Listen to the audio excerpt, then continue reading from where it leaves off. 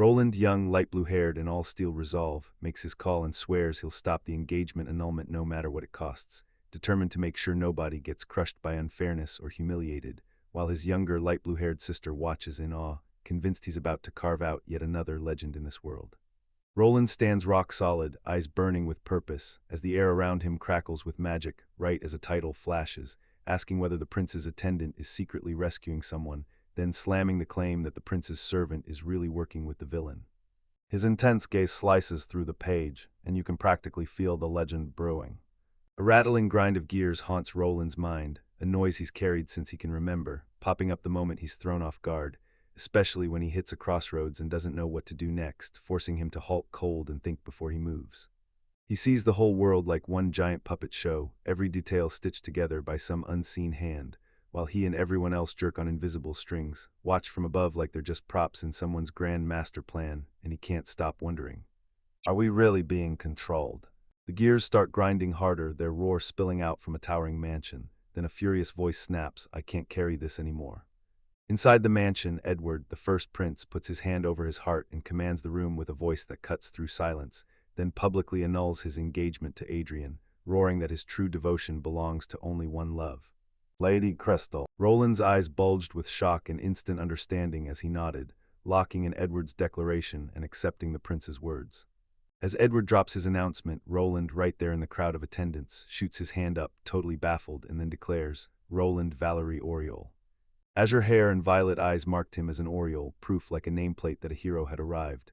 Then the holy sword Belgren was finally seen on Earth, straight from the heavens, and for the first time in 30 years, people hailed him as a hero again, after centuries and centuries. As a kid, he could grasp the legendary holy sword with zero effort. Only heroes were said to be able to wield it, but even then, doubt sparked in his eyes, like a question begging to be answered. In this peaceful era, dragons were nearly gone, and the Demon King kept to the shadows like nobody even noticed him, while the holy sword, once a legend of power, had sunk into being nothing but a useless relic. Israel, meanwhile, Roland, the Oriole family's eldest, and one of the 5 ducal houses that rivals even the royal court in power, sits atop a throne of pure prestige in their united nation. And he's also Edward, the first prince's childhood best friend, and the one man the royal court trusts without question. Only the holy sword Belgrand, once his destiny, now just hangs in a temple display, pulling in crowds and feeding the offerings. He'd tell himself he wasn't anything special, just a total suck-up like tending a hook straight to the print. His eyes snapped wide as the words hit him, engagement annulment, and he couldn't even process how this was real. Edward watched Roland's reaction like he'd already seen it, then flashed that knowing smile and told him, "Yeah, I knew you'd snap because we've got proof." Then he snapped that Adrian had tried to pin everything on Lady Crystal, backed up with proof he called impossible to dispute, and he begged everyone to rally for Crystal, and for him, because the day they'd finally make Adrian pay was coming at the graduation party, 6 months from now. For that moment, the other students snapped into agreement with Edward, shouting that they'd stay loyal to His Highness no matter what, and insisting Adrian had already poisoned their fiancée's mind too, so anyone foolish enough to fall for that wicked woman needed to be thrown out without a second thought, just like Prince Edward said. Roland stared at Edward's face, hit by shock and gut-wrenching distress. He snapped his hands to his head, stunned, one question screaming in his mind, how did it all spiral this far? Then he sank into his chair at his desk, spiraling into thought as the whole mess crushed down on his chest. He stared at it all, knowing the intricate plan could only be stretched so far before it started collapsing, because even a foolproof scheme couldn't hide the one missing piece. So he pushed his mind to the real problem, deciding to fix it before it blew up in everyone's face. And right now, he'd already ordered the prince's closest confidant to keep quiet and not mention the engagement annulment. Now Roland was drowning in heavy thoughts when a sudden voice snapped him out of it, asking if he'd finally come to his senses. He jerked his head up and found Alina Qualiert, the Oriole household's all-purpose maid, standing right in front of him like she'd teleported in, because she apparently climbed through the ceiling. Roland stared, completely thrown off at how she'd shown up. Alina didn't even flinch at his surprise. She started teasing him for his look, saying his maid uniform smelled freshly washed and that the hair ribbon she gave him 5 years ago was still spotless, then asked if he'd switched perfumes. He totally froze, stammered, and scrambled to apologize for not noticing.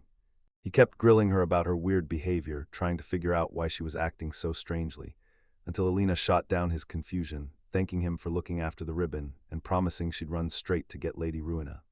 Moments later, Rowena exploded into the room, snapped, "Tell me, did you finally come to your senses? Now answer me. what do you really think about Prince Edward, those young heirs from the noble houses in your orbit, and Baroness Crystal?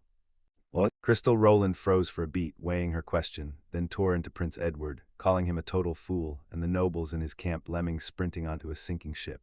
As for Lady Crystal, he basically dismissed her as nothing but a victim stuck swallowing the love-drunk prince's ideals while self-absorbed nobles circle around. Yeah, that was the whole ugly truth in his eyes. Ruina took his blunt honesty in and a storm hit her, relief crashing in, frustration following right behind, because she was finally grateful he'd come back to his senses, but she couldn't ignore the fact that he'd figured it out way too late.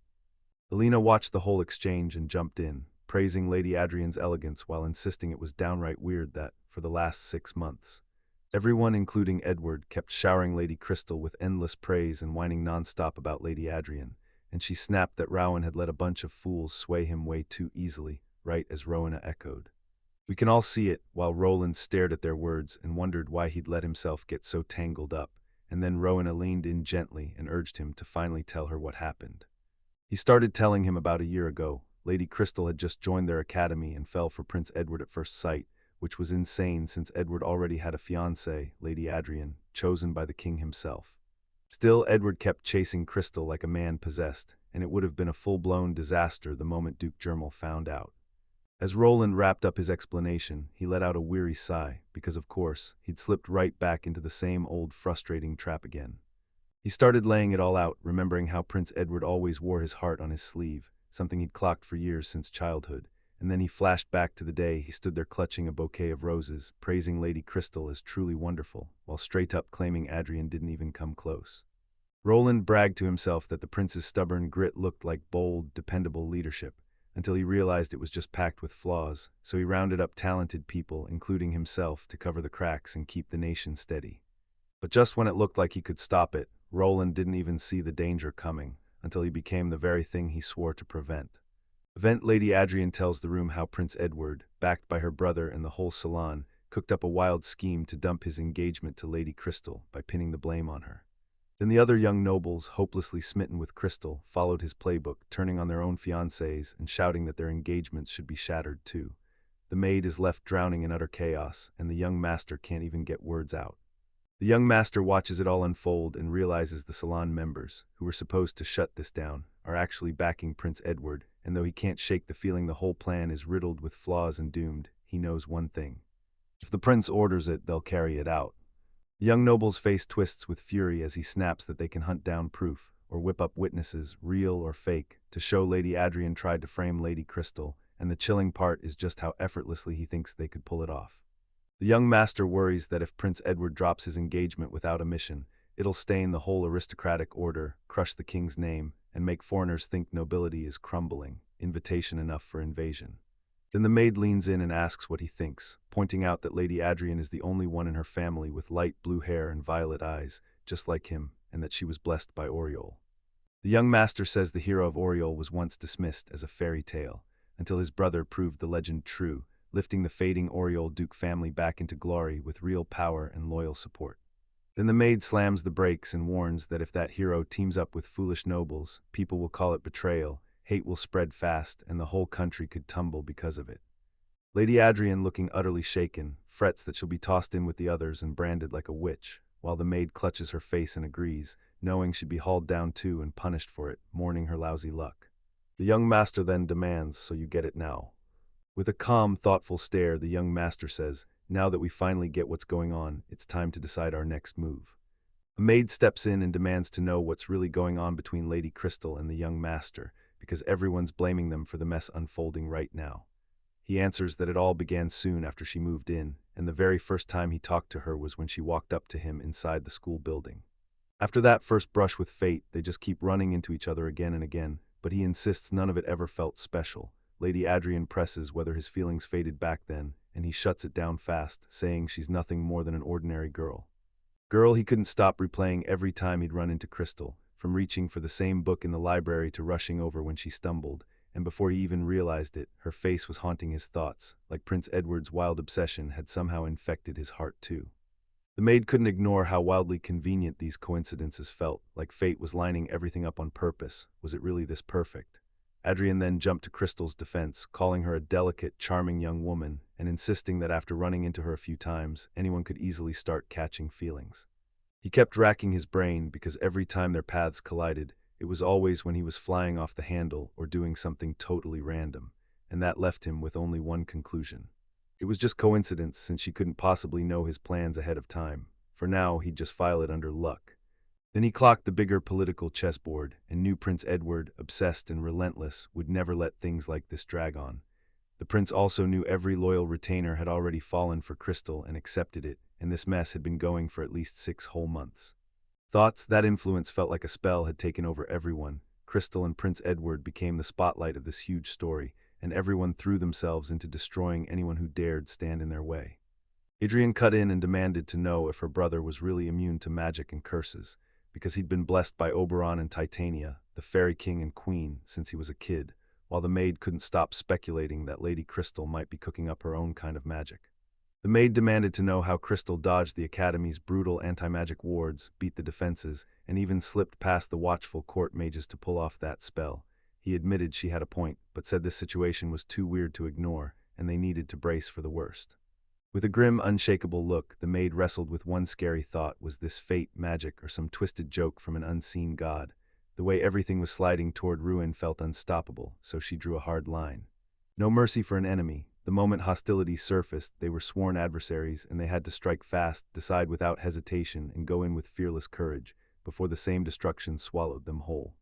Adrian, gripping her hands tight in blazing agreement, swore her brother would show up and help everyone crushed by misfortune, and said this move would strengthen their country and her family, letting them finally shut down those fools once and for all. As Adrian blurted that it all sounded amazing, the maid's eyes flashed and she ordered them to wipe out their enemies, fast. Watching the women in his family work, Adrian realized their ruthlessness. Once someone was marked as an enemy, they were gone before anyone could even blink. He kept raking his brain over everything that was happening, and pure injustice burned in his chest, because the bright future Prince Edward pictured with Lady Crystal was only possible if other people got crushed. And right there, Lady Adrian's suffering sat like a weight on his conscience, something he couldn't stand one more second. So he snapped into action and declared to Adrian and the maid that his choice was final. A young man in a top hat and a poised young woman stop in front of this massive building. He grips his cane with a stern, locked-in stare, and she hangs back with a sharp frown. Then a sudden, urgent thought hits like a bell. Wait a minute. The kid turned out to be the protagonist, races through the moment in his head, calling the bomb a bluff, but knowing the weapons are the real danger, so he holds back and won't provoke the armed men. Then one of them jams a dagger into a woman's throat and snarls that he'll kill the women and that he's got a bomb. The protagonist stays calm and tries to cool everything down, saying he doesn't know what they're after, he just wants the violence to stop. Beside him, Adrian murmurs that if Gino s with them too, they might be able to pull this off even with all these people. He keeps pushing diplomacy, insisting that words could finally bridge their thoughts and feelings. Then Igor, the armed man, snaps it all shut with a furious threat: "I'll kill you if you don't shut up." And right on cue, a harsher voice cuts in, barking, "Enough, Igor." Carol's commanding voice cuts through the air, and the moment you see his thoughtful expression, you know he's calculating. If those captives are nobles, they'll be priceless hostages or even leverage for their next deal.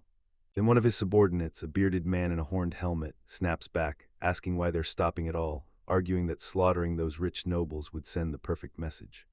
The protagonist, a little messy, flicks his bangs back with a tired breath, still worried that Adrian's furious. Adrian snaps that if he really planned to stop Igor, he should have done it way earlier.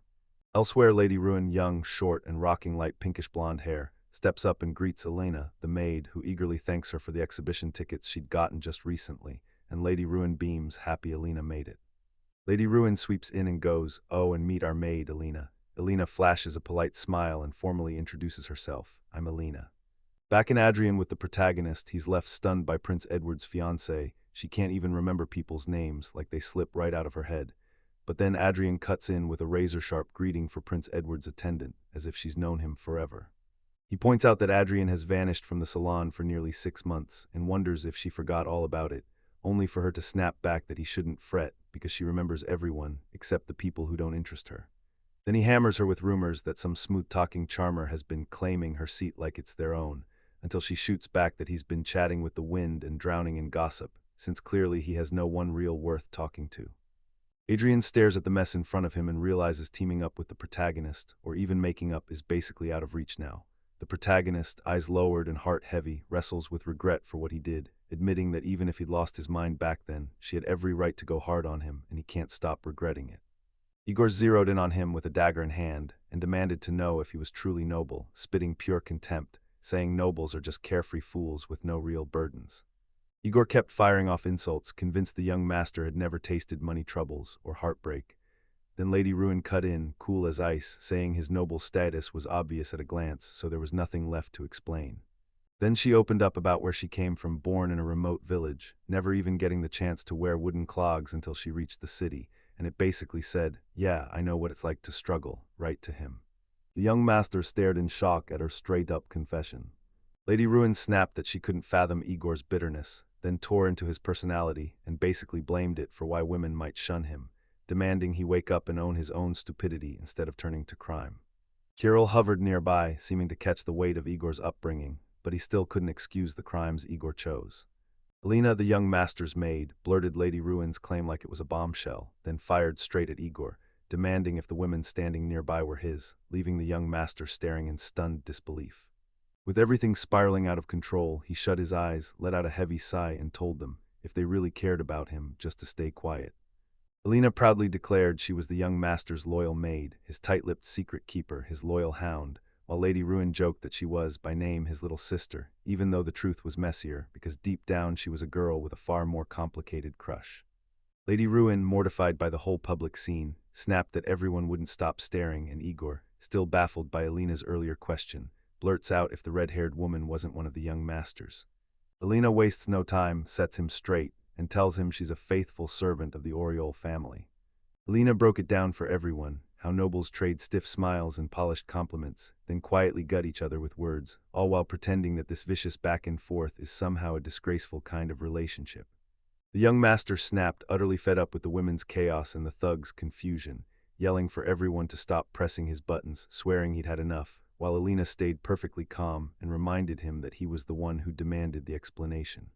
Swamped by the chaos spiraling out of control, he lunged to calm everything down, begging for a second to talk it through, until Igor snapped, snarling at him to shut up and die on the spot. At the same time, the bearded thug, still shocked nobody stepped in, demanded to know why the boss hadn't stopped it earlier and pushed him to do it again. Lady Ruin didn't hesitate. She told her Oni Isoma to handle it fast, while Alina waved it off with a cold scoff, saying this minor disturbance wasn't even worth the boss's attention, or hers. Kirill cranked the pressure even harder, insisting every thug was now locked in, united to bring them down, and the young master just stood there, staring in disbelief at Alina's brazen words. He'd hit rock bottom, then he snapped, screaming in fury because reasoning with anyone was pointless now. Still, he barreled ahead with a face split between pure exasperation and iron resolve, and Alina, shocked by the outburst, yelled for him to stop. The air buzzed with tension, as if the wielder of the holy sword was moments away from unleashing the real power. That young master narrowed his eyes with worry and stared down a nightmare, walking straight at a heavily armed crew with nothing but a cane, and thinking to himself, am I really losing my mind? Elsewhere, those stern butler twins stood shoulder to shoulder with Crystal, quietly watching everything explode around them. Back with the young master, Crystal snapped that they'd caught the culprits without a single scratch, and then she shot him a sharp warning. One wrong move could have turned this into a disaster, and her voice cracked with panic. Adrian and Maidwan stood there too, watching the whole exchange. She was still shaking from what she'd said, and the panic was loud. She couldn't hide that she wasn't calming down. Right as the butler stepped up, he quietly snapped at the young master for giving the lady an annoyed look, but Crystal didn't even flinch. She kept her heated speech going, demanding he stop scanning the room and finally focus on her. She pressed on, insisting his first duty was keeping himself safe, and reminding him just how heavy the weight of protecting his people truly was. He admitted she might be right, but her non-stop lecturing was impossible to stomach. Looking small, he just listened, eyes locked in. Meanwhile, that young noble stewed over a question. Had Prince Edward started to feel worn out by lectures like these? After all, the prince had been raised spoiled, while the young master and Crystal hovered in the background, talking about where to go next. Adrian pushed ahead and turned to Crystal, admitting she'd been totally swept off her feet by her brother-in-law's gallantry the moment he wiped out the ruffians in seconds. From the second they got rescued, the women couldn't hide their love for the young master. Tears shimmered in their eyes as they stared at him, and Adrian and her friends noticed that everyone was completely captivated by him. As the group kept watching, Lady Ruin snapped that their world was brutal. How could a hero get scolded by the princess he just saved? Adrian nodded right along, and the maid answered with a single, silent yeah. Meanwhile, Crystal kept pressing the young master with ruthless questions, forcing him to spill what he and his crew were whispering about in secret. He tried to play it off, saying it was just fear on the culprit's side, a reflex that deflected a blade, a bad trip, and one domino after another until they got caught. But Crystal wasn't buying it. She snapped back that a result this perfect doesn't come from good luck, and she grilled him on whether you can just shrug off the whole thing simply because it ended well. Lady Ruin overheard them and snapped in correction. This wasn't luck at all. The second the young master deflected that blade, she said, every twist played out exactly the way her brother-in-law's razor-precise calculations predicted. Crystal's face snapped from calm to skeptical shock as she stared at Lady Ruin's wild claim. Then she snapped her eyes back to the young master and stared him down, pressing him hard. How could a nobody with no official post, no fencing instructor badge, not even a guard captain's role, possibly set something this intricate in motion?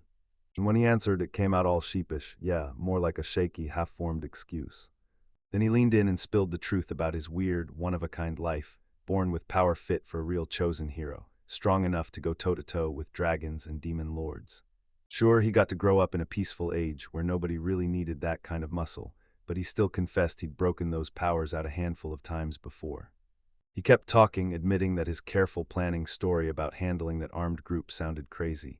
Then he admitted the real reason. He'd never gone public with how he'd used these powers before, so most people still had no idea what he could truly do.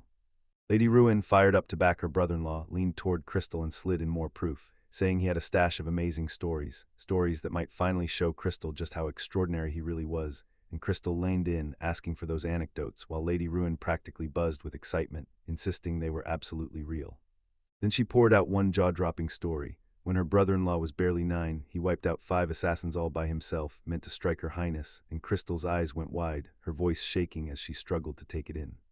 Crystal, still stunned by what she'd just heard, laughed off the tale of the young master's childhood heroics as pure nonsense, because if that story were real, it would have caused a massive uproar. Lady Ruin shot back, saying a strict gag order had been put in place so the public never found out, since it would have been a brutal embarrassment for the royal family to have a child acting alone. And even with the secrecy locked down, she swore the truth was still something the inner circle already knew. He, the young master, remembered that wild day when Prince Edward was on the verge of announcing to everyone how amazed he was at Roland, back then, praising the young master's razor-sharp self-awareness.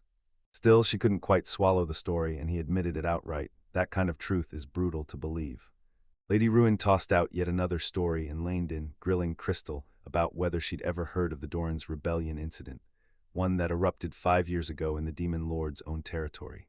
Crystal snapped into the moment, remembering how the incident had been leaked to the public as suppressed by foreign troops before the coup could even fully ignite, while Lady Ruin stepped in to say that was only the story on top. Turns out, at the secret request of both the new Demon Lord and the Great Holy Church, Lady Ruin admitted the young master had wiped out the rebel army all by himself, quietly and without anyone noticing. And yeah, this is the kind of state secret only a tiny handful of people are allowed to know. Hearing all of that, the young master just muttered that even if he tried to tell it himself, folks probably wouldn't believe him. Lady Ruin snapped back that they needed to stop tossing around state secrets like it was nothing before someone charged them with a crime. Crystal, still trying to catch up, gave a tiny, disbelief-filled laugh. Adrian, all fired up, blurted out yet another story, asking whether they remembered the behemoth rampage 2 years ago, when the great beast behemoth, paraded in the royal capital, went berserk and tore into the crowd, and she bragged that her brother-in-law had heroically rescued Princess Edward's sister, who just... Lady Ruin caught what was happening and even said it hit the newspapers, so Lady Adrian had to have heard about it, yet Crystal somehow misread everything, and asked whether they meant that scandalous rumor about Princess Rosaline and Lord Roland's steamy romance. Then she pushed the question, did that love affair rumor finally get called out as a total lie in some gossip magazine? Adrian answered with a cold truth, the rumors still plastered in the public eye. Meanwhile, the young master's mind flashed back to that moment. He snapped Belgian into action, cutting the rampaging behemoth in half to save the crowd, only to realize the incident's location had drawn way too much attention. The legend of the Holy Sword and the day it crushed a rampaging behemoth was meant to become brave Roland's heroic story, but a love affair report in a gossip magazine stole the spotlight instead, and Adrian swore Princess Rosaline fell hard for the young master's daring exploits. Elena lunged over and clamped her hand over Adrian's mouth just in time, stopping her from spilling the truth that Princess Rosaline had cut off her engagement with the prince from a neighboring country on her own. Crystal looked confused and asked about the engagement, but Alina shut it down like it was nothing. Then he spilled the truth. Once the princess yanked the engagement to pieces on a whim, she turned around and started stalking him.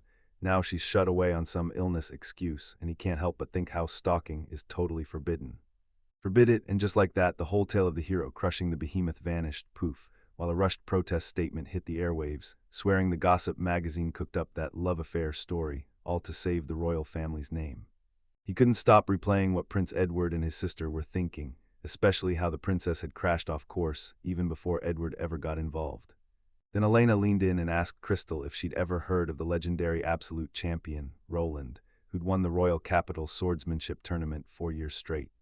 She confirmed she really had heard of absolute champion Roland, the young master, all chibi-sized, and even as that humiliating title slipped into the air, she swallowed her pride and understood she had to hear it if she wanted to trust his name.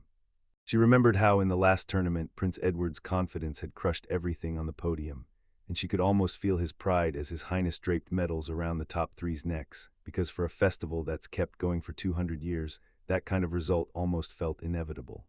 Crystal, eyes narrowed in thought, wondered if the young master already suspected the tournament was rigged, because everyone had been talking about how lively it was, and even His Highness and the rest showed up looking perfectly put together. But even with the other guests watching, she kept going, because Prince Edward had zero charm the moment you stripped away that royal title, and she warned the salon that if they didn't pick their followers with care, they'd drag their own reputation down. Minutes later, Adrian's escort showed up, and she slipped away from the group at once. Crystal watched her go, then turned back to Lady Renee and said they'd catch up and talk leisurely another time. As Adrian left, the young master stared after him and realized his suspicion of the prince's people ran way deeper than he'd ever expected, because honestly, he and Adrian hadn't really crossed paths in years, not since they were kids. He remembered their friendship back when they were kids. Honestly, it never really turned bad. If anything, it should have been downright great. He couldn't stop asking himself if they could ever get back to that kind of bond, and every thought was tangled up with longing. Then it hit him he couldn't just bow his head whenever he wanted in front of the prince, no matter how bad this was getting. But deep down, he knew the damage was their fault. By pushing Adrian away, they'd really earned his hatred. So he clenched his thoughts and wondered what on earth he was supposed to do next. Meanwhile, Crystal grumbled that all she'd pulled from Prince Edward was yet another wave of complaints, and she couldn't get a single hint across of her brother-in-law's real greatness. She knew this journey was going to be brutal. She stood there with a grim, steady face as another woman's high-heeled shoes clacked past behind her. She narrowed her eyes and wondered what they should do next, staring at the ground like an answer was hiding there. The story kicks off with a bold young woman standing firm, flanked by 2 young men, while the title dares you to pick spineless right-hand man or the absolute worst fiancé, because the romance and the politics are tangled up in a way that won't let you breathe. Later in a lavish room, Adrian, now working as a maid, steps in with a towering bouquet of get-well flowers sent by Lord Roland and Lady Renee, while Crystal sits poised with her teacup and points out, cool as ice, that Prince Edward still hasn't sent a single token of good wishes. Edward, she raises her teacup and takes a slow sip, eyes narrowing as she weighs what Prince Edward's silence could possibly mean. Crystal brushes off the missing gift, saying it can't be helped since they supposedly weren't even there when the incident happened, while Adrian just stands in the back, silent, listening. Her eyes betray something deeper, real contemplation stirring beneath that calm, like she's holding a secret she refuses to say. She shuts her eyes tight, and it's like she falls straight into a memory, with the past crashing back into her mind. The story snaps back 7 years to a grand mansion, where 7-year-old Prince Edward barrels in on 7-year-old Adrian, barks that she's not his fiancée, calls her an ugly, slant-eyed girl with flashy hair color, and makes the whole room feel like it just went cold. Adrian's stunned, so this is what her grandfather meant when he dragged her to the royal palace. She's never even heard of getting engaged, not once. Meanwhile, Prince Edward keeps blasting her with his tirade, spitting that he can't stand red-headed women, claiming they're too strong-willed. Still seething, the young prince storms up to his father and snaps that he'll never marry some low-class woman, and even dares to question if she can speak at all. His stern old man just stays calm and tells him to shut it. He kept roaring, demanding Adrian be handed over to his younger brother, Jeremy, and the Prince Edward's father exploded in rage at his son's insolence, while Adrian could only choke out a tiny, pained sound. Prince Edward's father's ragey outburst got steamrolled. The second Duke Gerardier, Adrian's grandfather, arrived, furious and demanding to know who had the nerve to insult his precious granddaughter that way, and the moment the Duke showed up, Prince Edward's father went pale and started blurting out apologies nonstop. Duke, even though Prince Edward's father tried to hush the chaos, Edward stayed stubborn, jabbed a finger at the Duke, and snapped that a lowly Duke even dared to threaten him, the first prince. The Duke didn't flinch one bit. He shot back that Edward had no claim to succession, and was no better than a commoner, so how dare he talk big, especially since Edward was just the honorary president of the House of Nobles. And while the insults spiraled, Edward's father could only stare in helpless shock as the whole argument ignited. The Duke cut him off with a final, ruthless declaration. The princes could keep disrespecting them all they wanted. He would never hand over his granddaughter to a man whose judgment was trash and whose personality was rotten, and he made it crystal clear that they'd be the ones to kill the engagement. Then he grabbed Adrian's hand and yanked her away from the scene, no hesitation. Prince Edward and his father gawked in shock, wide-eyed and sickened, as the Duke dragged Adrian off, his words crashing down on them like a crushing verdict. Moments later, Prince Edward's father, head bowed so low it was begging for forgiveness, kept apologizing to Adrian, admitting the whole miserable mess was their fault, and urging her to rein in her fury, while the Duke just stood there with arms crossed, watching in silence. As the apologies kept rolling, Adrian stayed calm on the outside, but inside she thought, "This guy is painfully boring." As he droned on and on, she offered a sweet, "I'm very sorry," while her real feelings screamed disinterest. Her eyes snagged on the huge tree outside the window, and she couldn't help thinking, I could totally climb that. Then reality hit hard.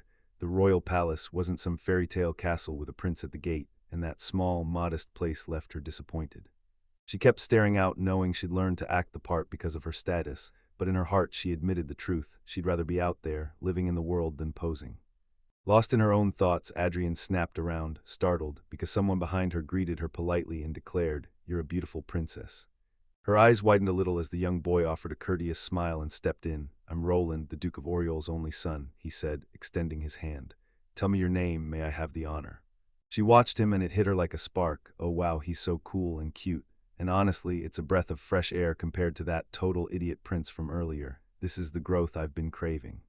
She cleared her throat and smiled. "The pleasure's all mine. I'm Adrian, granddaughter of Duke Gerardier. It's an honor to meet you, Lord Roland." Then his face lit up with a bright grin. Right after the introductions wrapped up, he motioned toward a nearby tree and said, "Hey, the one you were staring at before. Yeah, its top is withered and dangerous." Then he leaned in and offered, "Want me to show you a spot with other trees that are way easier to climb?" She stared at him, stunned. Shock hit her face, but he didn't slow down, palms spread wide like an open invitation. "And yeah, I'm good at it," he said, talking about tree climbing, while another young noble hovered nearby, watching every move. Hope lit up her face as she clasped her hands and practically begged, "Please let me join you." Even her thoughts shouted it, "Lord Roland is truly wonderful, isn't he?" Her cheerful thoughts about Roland jolted her memory. Suddenly we're back in the past, where a blonde maid held a bouquet, practically bursting with joy as she gushed that Prince Edward had sent her flowers, a card and cake to a lowly maid, no less, and Adrian, younger than now, stared with a sharp flash of surprise. The flashback kept rolling and Prince Edward stood tall beside the blonde maid and another young noble, grinning like he owned the world, declaring with total confidence that he was strong, cool, and the real deal gentleman, and insisting he'd heroically saved her from thieves. The maid turned crimson, nodding along while the other noble watched, stunned. Her eyes snapped back to the moment, and that tiny change in her face told you everything was about to go down. She stared back into the past and remembered thinking Prince Edward would be fine, until now, when she realized he'd become nothing more than an attendant to a dim-witted prince, a total weakling hooked on a baron's daughter, nothing like the chivalrous hero she once swore he was. Adrian, glowing with relief, gets a bouquet and a letter, looking like yesterday's chaos never even happened, while Lady Ruin watches and mutters that Prince Edward is anything but a gentleman. She remembers how their engagement nearly collapsed, until the king's fierce excitement about Edward's education and what he could become pulled it firmly back into place.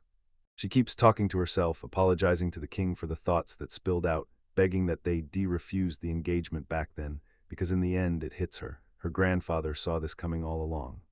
While Roland is bursting with excitement, he tells young Master One that his father swears Roland wiped out a whole crew of thieves all by himself at the Laspel department store, leaving young Master One staring in shock, wondering if Roland's training had to be wrong somewhere. He strides through the classroom with a proud grin, soaking up every compliment and the spotlight from his peers like it's pure victory. Still stunned by Roland's bombshell, young Master One scrambles to explain why his panic is so out of control, because they never should have been at the Laspel department store the day before yesterday. If word gets out that the place lets robbers waltz in and risk the lives of ducal houses, sons and daughters, the Lost Bell owner's name will be shattered for good. And while all this unfolds, Prince Edward's face tightens with worry too. Roland keeps shouting about the whole incident, totally clueless that a gag order is supposed to lock this down, while young Master One privately doubts his brains, because the narrator makes it crystal clear. The Lasbell family, feeding a whopping 30% of the nation's tax revenue, can't just fall apart without the entire country taking a hit, so the government's story is already set. Officially, its unruly demons ran wild, and civilians got swept up in the chaos.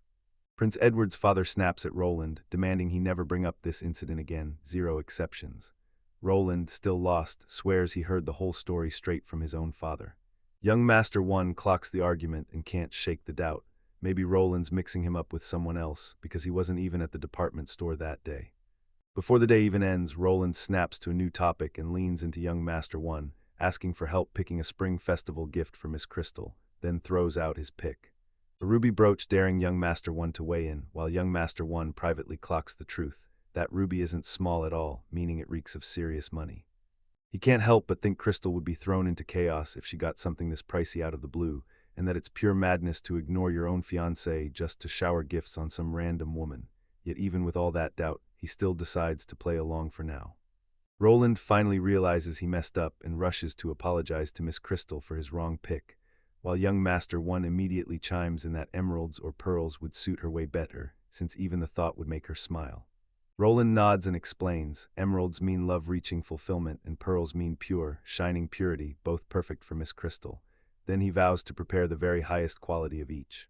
Boat froze when he spotted Crystal charging in, all business and clutching her books tight, and right beside her, Prince Edward, already there with a grin so wide it practically lit up the scene.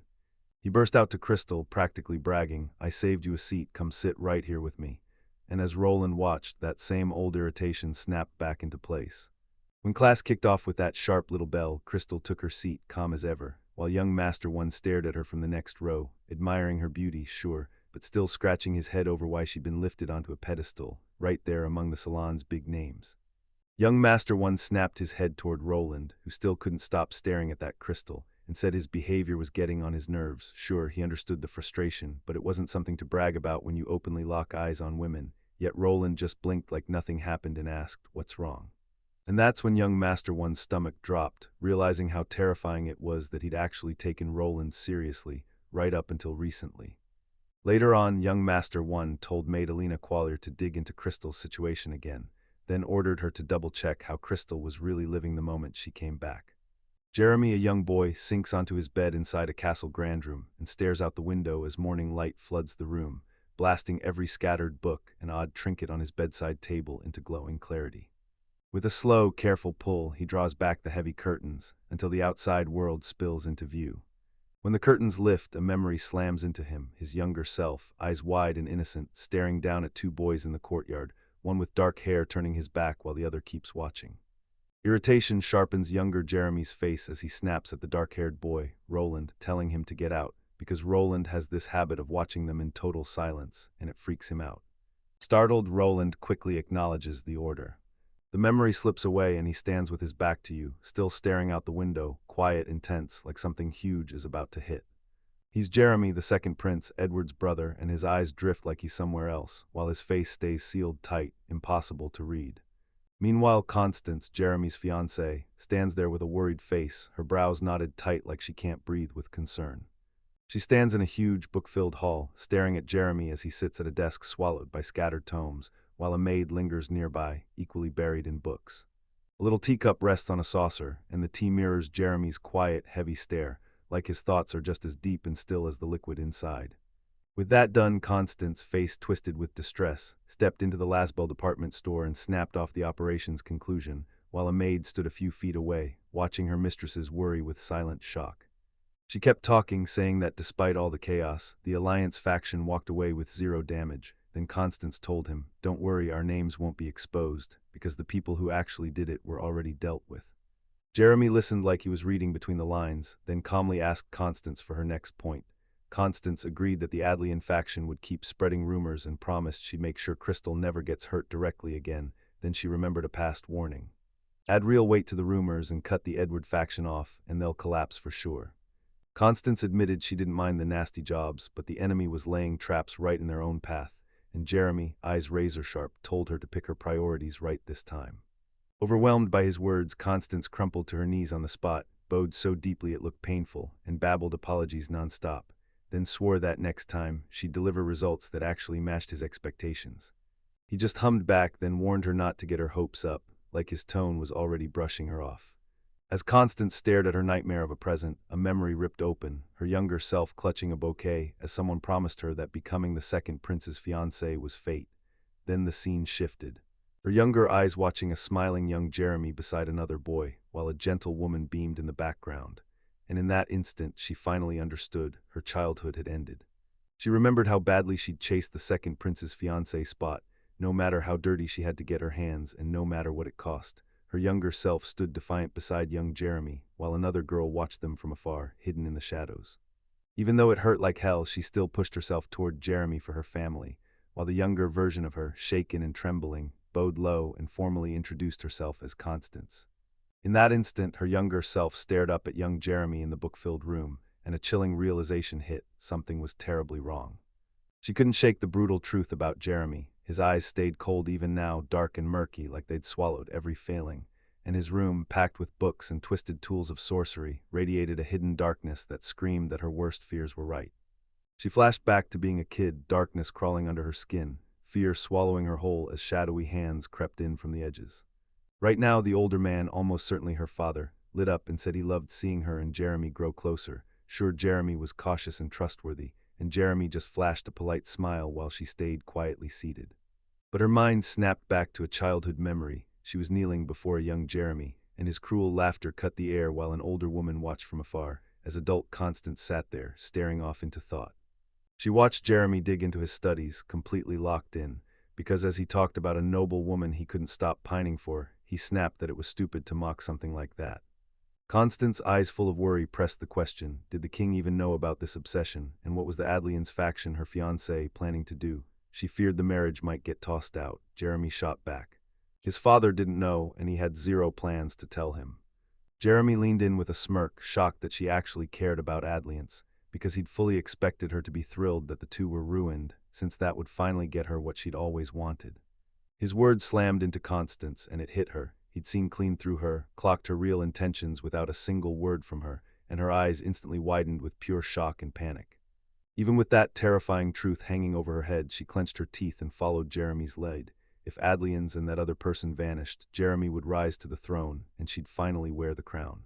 She turned and marched on, fueled by how long she'd been trying to smear Adlians, furious that the whole argument had kicked off way too early. Soon she stared at her own wrecked plans. Every attempt to smear Adlian and make him look weak, wounded, and greedy for the throne had blown up in her face. Jeremy watched her spiral and muttered that the king's real play for the succession might be nothing like she thought. Then he shrugged and declared he'd take what he wanted, no matter what.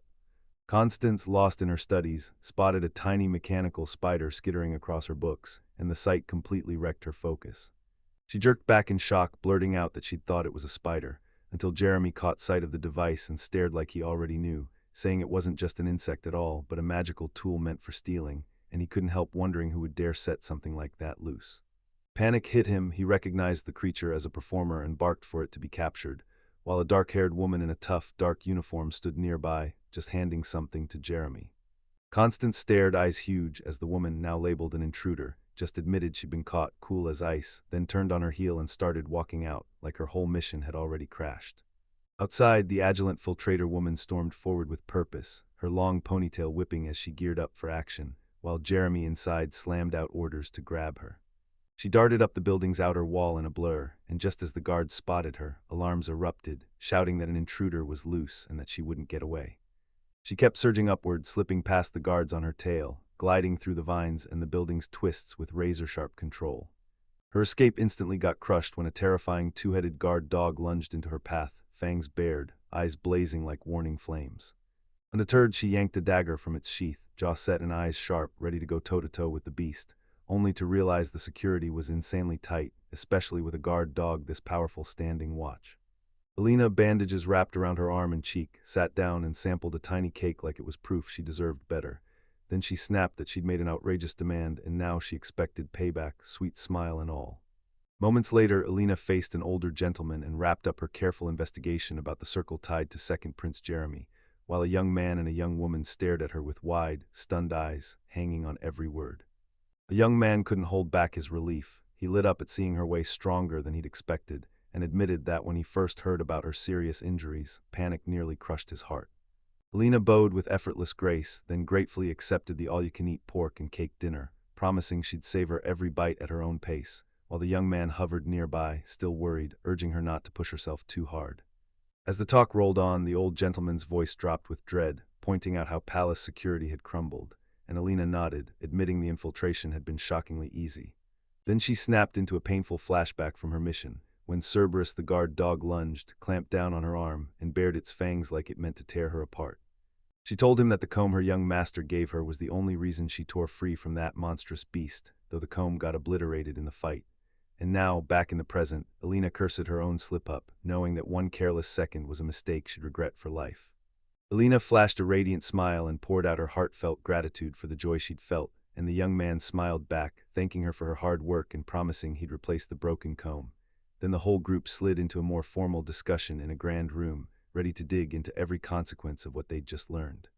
It came out that Prince Jeremy, the second son, had been secretly plotting to topple his older brother with his fiancée, Lady Constance, unknowingly in the middle of it all.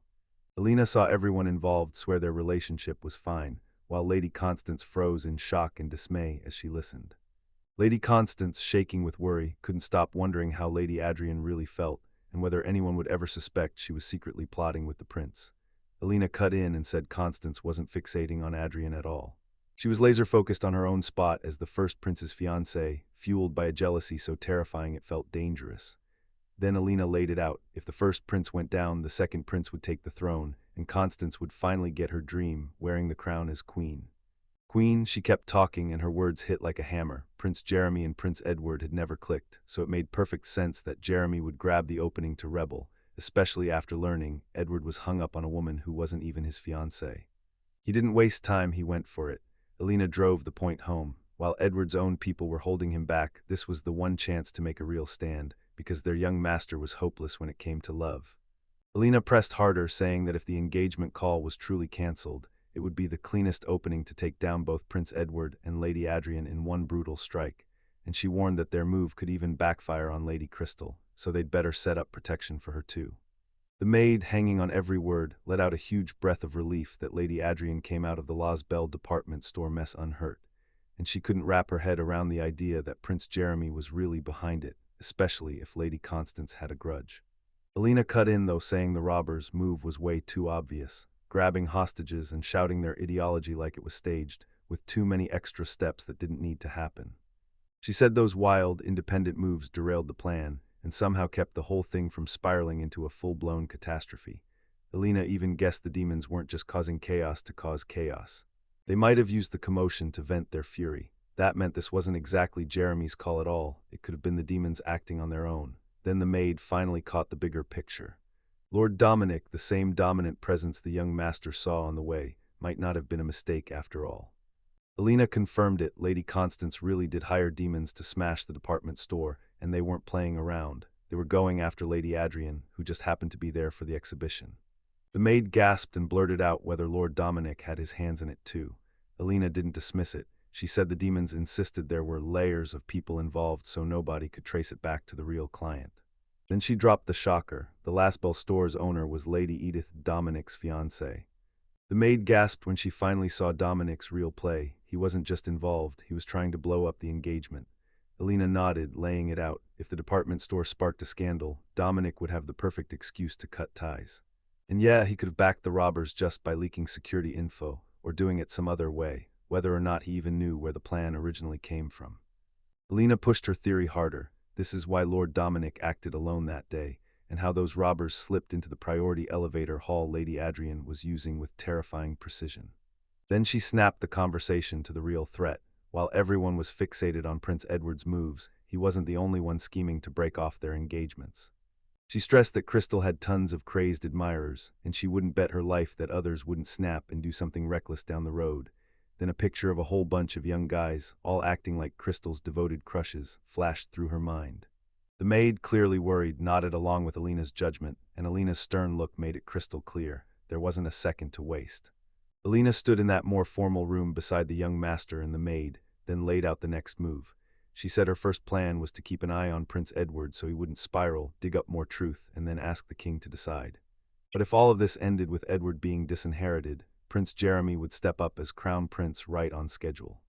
Alina stared at the messy truth behind Prince Jeremy's schemes. One prince was all soft love and zero kingly spine, the other carried his personal grudges like a curse, and on top of it all, the law wouldn't let a woman touch the throne, turning the royal succession into a full-blown disaster. Then she kept going, saying that if they played this like history usually does, the throne would slide to Roland, her brother-in-law, through the unmarried third princess, and she even dug up a terrifying past where a royal line almost got erased, leaving just one prince with royal blood to serve as a powerless king, which set everything up perfectly, especially since the third princess is trapped in isolation right now. She named her Princess Rosaline, Prince Edward's sister and Roland's stalker. With all that laid out, she finished by declaring their royal family is staring down an unavoidable checkmate. Alina dug deeper into the chaos behind Prince Edward's engagement, falling apart, problems brewing quietly, out of sight. She warned that someone might try to kill Lady Adrian by slapping her with fake charges, all because they think they're doing it for the first prince. Old Manet nodded grimly, admitting how dangerous it was. In a world of secret power moves, getting a fair judgment once the king finds out would be nearly impossible, especially after the king's spoiled decisions already twisted everything. The danger closing in on Lady Adrian was obvious. If this scheme worked, she'd be cut off from everyone and the whole country would turn its back on her, and Boise knew just how bad it was. They had to handle every step with extreme caution, even if they rushed this information straight to the camp. He weighed the clues that Prince Edward might be trying to pin everything on Crystal, or even making the whole thing up, and decided the safest move was to keep his suspicions locked tight until they could gather counter-evidence and clear Adrian for good. Then he asked if there was a brilliant way to end this fast. Alina met his eyes and said she had a plan, and as soon as she spoke, Boise felt dread creeping in, like the gears of fate were grinding louder than ever, warning that something horrible was about to hit. Elena threw out her wild, dramatic solution, like she just pulled it from thin air, and said, if this royal family is useless, custom says the next king comes from the nobility, even the ducal houses. Then she pointed straight at Lady Adrian of the Garipur ducal house, because with her blood tied closest to the royal line, she'd walk in with the strongest claim. The shock hit him like a punch, and it all clicked. Lady Adrian could rise to queen, and his brother-in-law could claim the throne as king. Old Manet and Constance both nodded, saying it wasn't out of the question at all, and Constance practically lit up at the thought. He snapped, asking if this radical scheme was basically trying to steal the throne. Joking or not, he wouldn't let it get said. Then Alina and Constance shot back that their very first priority was his brother-in-law's life and safety, the territory, and every person backing the Oriole family, because if the royal family stood in their way, they'd deal with it, whatever came next. She stood there like she owned the room and grilled Boise for drowning in pessimism, because becoming king wasn't some far-off nightmare. It was a dream people begged for, with luxury on tap and a harem waiting at the top. So Alina leaned in and asked if he was really happy settling for something middling, like he didn't have the ambition to chase more. He shot the idea down hard. No way he'd just seize the throne like that, because he refused to back a reckless stunt, even if Alina had floated loopholes in the succession law earlier. He made it clear he wanted nothing to do with the throne. He let out a weary sigh, begging them not to run ahead of the game, but Alina didn't miss a beat. She shot back that you could become king, even without being a direct prince of the current royal family, then jabbed at him with a question. Should the country's future be handed to the foolish first prince or the rebellious second prince? Two older men in the room just nodded along with Alina's call. She kept pushing, insisting the throne might as well land in his hands, and that he should grab it without hesitation. Then she smirked at how he hesitated like a hero who overthinks everything, while everyone else nearby acted like this whole mess wasn't even their concern. He sat alone, lost in thought, replaying every word Alina threw at him, and he couldn't ignore it. The divine sword's chosen hero looked brave outside, but inside he was terrified, so he kept asking himself what he was really meant to do before the catastrophe finally crashed in. Years ago, they handed him a holy sword so absurdly huge it looked unreal, and the second his fingers wrapped around it, it snapped perfectly to his grip like it belonged to his body, and boom, he instantly knew the sword had chosen him. For ages, the ancient legends promised him a hero's clash, yet in this peaceful world, he never had to draw his holy sword until the moment assassins struck His Highness, Edward. Edward was right there when the attack hit, and he wasted no time. He snapped Belgrant into existence. In a heartbeat, he cut down every assassin, bodies thudding to the ground as the holy sword blazed, spilling pure destruction. His Highness was absolutely buzzing. He raved about his power and crowned him as his incredible right-hand man, while he felt a huge wave of relief, knowing he'd managed to save His Highness. Later, he turned his back on the grand mansion, dragging his heavy steps away as his gaze sank to the ground. He sat there alone, hands shaking, while terror crashed over him, because this power in his hands could steal human lives in a heartbeat. While he wrestled with his fears, a young girl rushed up and called him brother-in-law, René. René stared him dead in the eyes, pressing him to confess what he really wanted to pull off with that power. Roland stared ahead with a grim face, plotting his move to marry Lady Adrian and seize the throne as king. Then an unseen voice cut in, daring him to explain what he was thinking. René fumed, wondering if they were even on the same subject, because this was draining the life out of her. But one of the women snapped back that the real battle was getting Roland's good side across to His Highness, especially after his department store disaster. René didn't flinch. This was exactly where their real work was set to start. Roland, looking wrecked with worry, snapped that they had to stick to the original mission, to awaken His Highness and keep Lady Adrian safe from an unfair cancellation of the engagement, because their goals and tactics had drifted way past that purpose. With a mischievous spark burning in her eyes, René tossed out a why-not solution. If Lady Adrian stays alive but gets spared an idiot, wouldn't that be the quick, perfect fix? She pictured Prince Edward as a lovesick fool, the whole spark behind their chaos, and she swore that cutting him out would solve everything. Roland just let out a heavy sigh. He rose to his feet, pounding the air with sharp gestures, and snapped that this mess wasn't anywhere near simple. No engagement, not a chance, because he couldn't even make peace with Lady Adrian, so asking for more was insane. And then he warned them loud and clear, "Don't you dare joke about it." Right after that, the woman clocked Roland's popularity, but also his total lack of spark in romance, and teased him, wondering if he even preferred men. Roland went completely wide-eyed, and she practically laughed at the idea that she'd get that same icy stare or another slap. René pointed to Roland's shock and, seizing the moment, blurted out that Edward once even proposed to Roland, so now, she insisted, they should make him Edward's official wife. Roland exploded in panic, swearing up and down that he's all man. René wore a grim face and admitted the rumors about the young master were real, and worse, a secret society was even hawking items tied to it. Roland froze, then snapped back, asking if people were really talking about him and pushing for every detail on this secret society, praying it was all just some cruel joke.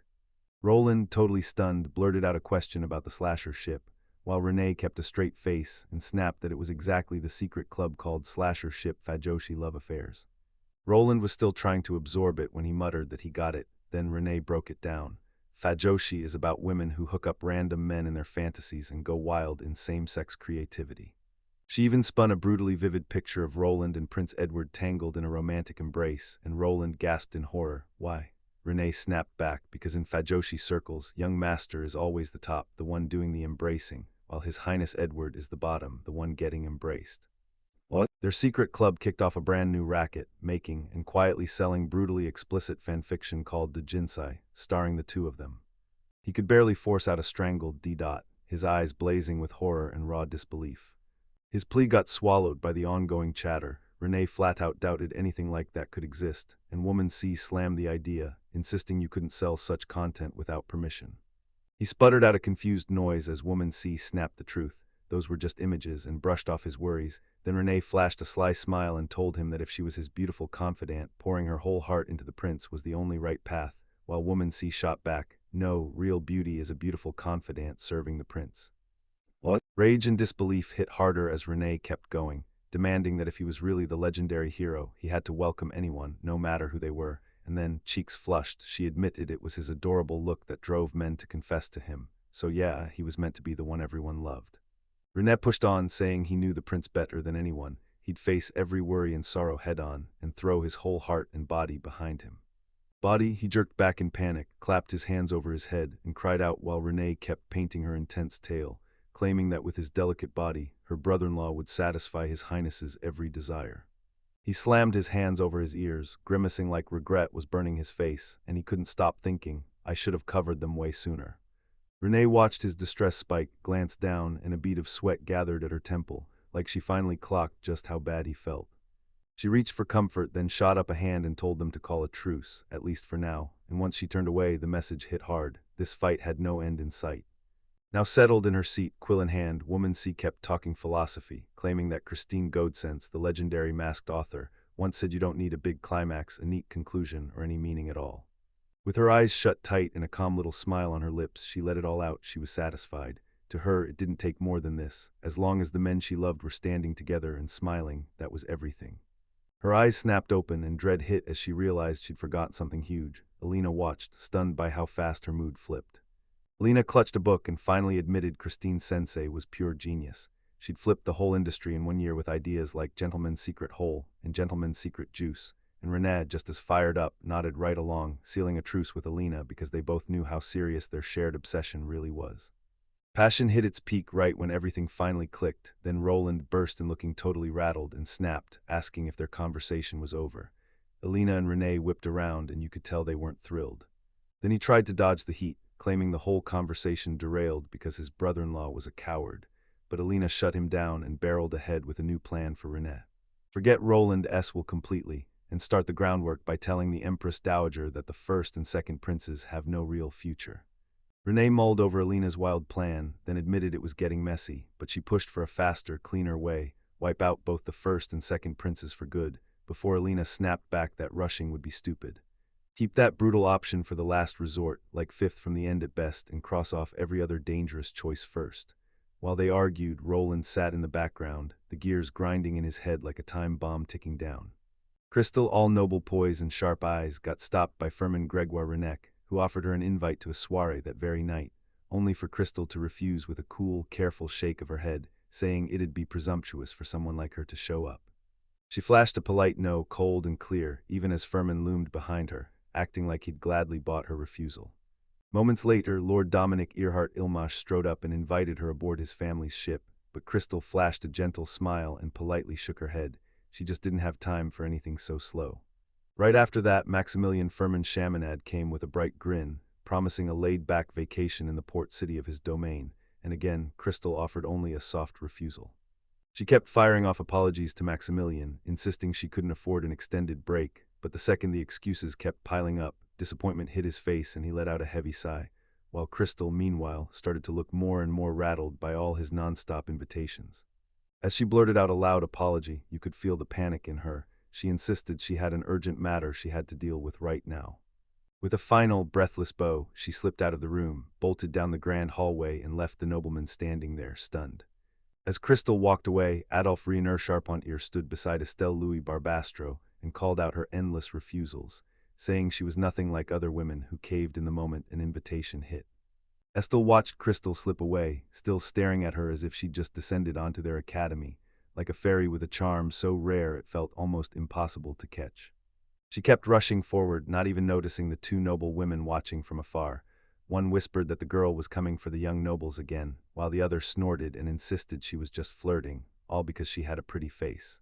The moment she stepped into that grand building, those whispers about seducing men and draining their wealth for her lavish life slammed into her mind, so hard she let out a heavy, deep sigh.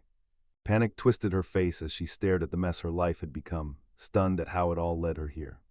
Then all at once she snapped back into her past life, memories crashing into her mind like a tidal wave. Flight, she froze in front of the mirror, eyes wide in pure shock, because the woman staring back wasn't flesh at all, it was Crystal. Reality hit her like a truck. She wasn't just any girl, she was Crystal, the heroine from that autumn game, Rainbow Romanesque.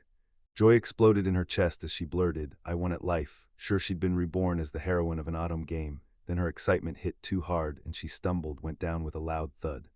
Collapsed on the floor, she clutched her head and groaned, "Impossible." Then the game's story slammed back into her mind, the heroine getting bullied by ruthless villains just to chase love, only to rise and become queen of a giant nation. And right then, dread swallowed her whole. She couldn't believe someone like her, a nobody, could ever live that dream, because the pressure alone might be enough to kill her. She suddenly remembered her past life, where she thought she'd died in a bathtub from an unhealthy lifestyle, calling it pathetic.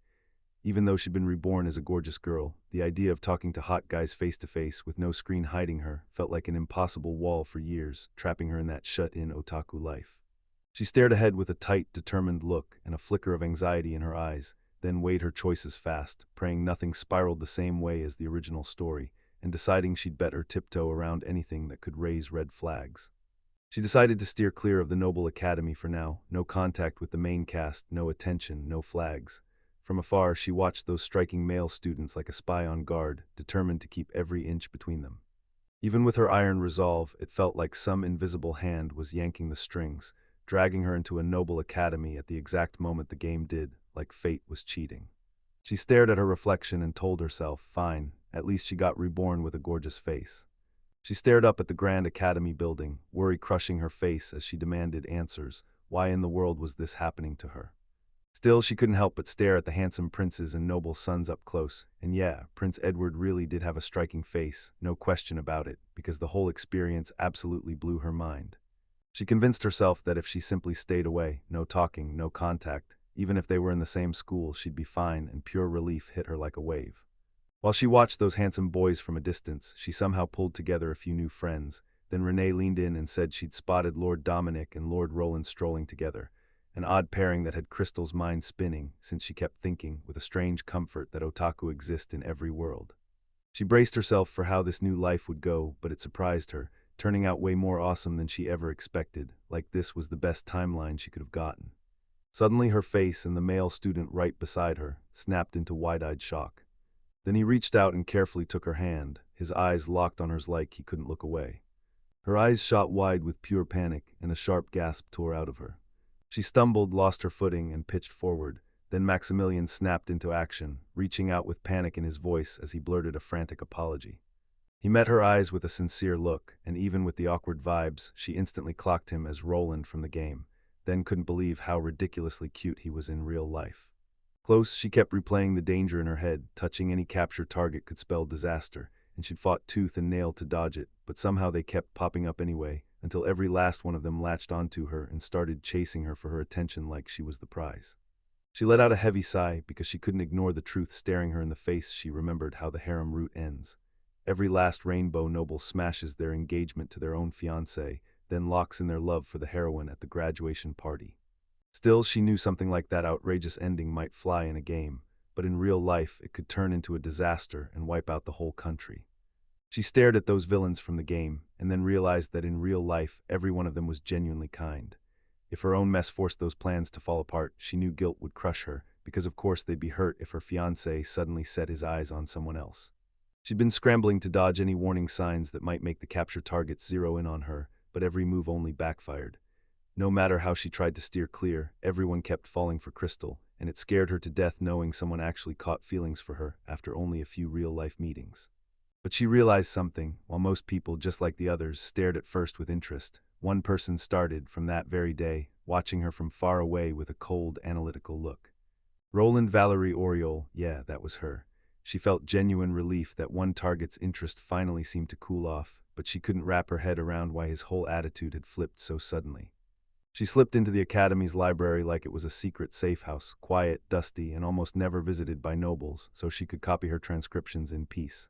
And honestly, the job was so boring that nobody wanted it, which meant at this hour, the whole place was hers. Power, yeah, she had it on paper, but the truth hit like a punch. She was a noble in name only, with a title her family bought generations ago. With hardly any money to back it up, she had to scramble for transcription work just to keep herself afloat, swallowing the bitter fact that even if you're a hero, life still won't cut you slack. Arrow, as she tightened her grip on the quill, she swore she'd crush the next task, eyes locked on the work waiting in front of her. At last, she stretched and wrapped up her day's work, then stared at the romantic sketches she'd been secretly making, just a hobby sure, yet somehow turning into shockingly solid sales, and deep down, she knew readers were out there, starving for her very next contribution. Her eyes snagged on a specific drawing, and the thought hit like a punch, Lord Roland, huh? She couldn't stop wondering if that legendary man had somehow clocked who she really was in this world. In Chapter 9, the story kicks off with the secret missions of Hero Ran, someone who looks calm and harmless, yet is secretly headed for something huge. 5 years back, inside the Demon Lord's own territory, Lord Yami of the 169th Demon, anicaps Sama, begged the hero wielding the divine sword, urgently, to crush a rebellion that was exploding led by the Demon Grand Duke and his crew. She admitted that even after everything she'd tried, some people still worshipped demon pride and wanted to shove their will on everyone with raw brute force. Then she dropped the worst news. The Doran's Demon Grand Duke's faction, the most radical lot in the bunch, was gearing up for a full-scale riot, and she needed the hero of the divine sword to stop it before it even starts. A young attendant sprinted, wrestled with her request, then blurted out the real question. Why wouldn't the demon lord herself step in and settle a fight among demons? On Yankopan's face, the excitement barely flickered, like he could already feel disaster brewing. Was this really the hero's legendary signal for a demon rebellion? Meanwhile, Rand kept it to himself, staring at the question in his head.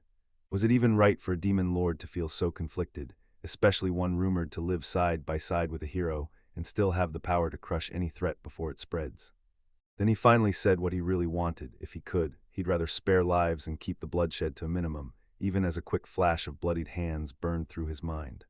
Yankopan admitted she could crush the rebellion alone, but she warned that if the demon lord started dragging her own underlings into line by force, the radicals would just snap harder, fueling an even bigger wave of uprisings later. She pressed on, warning that this kind of choice could get innocent people killed for no reason, and then she snapped, making it clear she wasn't one of those old-school demons who fix things by bulldozing everyone with sheer force. Enyon Capon basically said, do it the right way, make the money first, use it to crush the opposition, and she even claimed that in today's world money is justice, leaving Rand totally shaken. Then Yankopon tossed it out so casually, she'd already gotten the Holy Faith's great temple to approve it, and she was sure the rebels just didn't understand what the divine sword hero could really do. Rand, now looking older, gripping a monster of a blade, stepped in and snapped that if they wanted to see how unstoppable power can stand against demons and the demon lord, the rebels needed to finally calm down.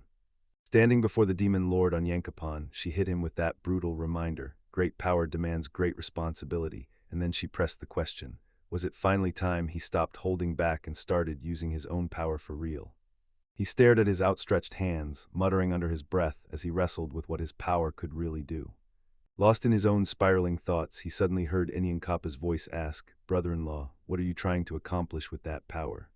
A hard, serious look never left his face, like a quick flash of his younger self, and that tiny girl danced through his mind, while Aniankapan declared in a steady voice that she understood.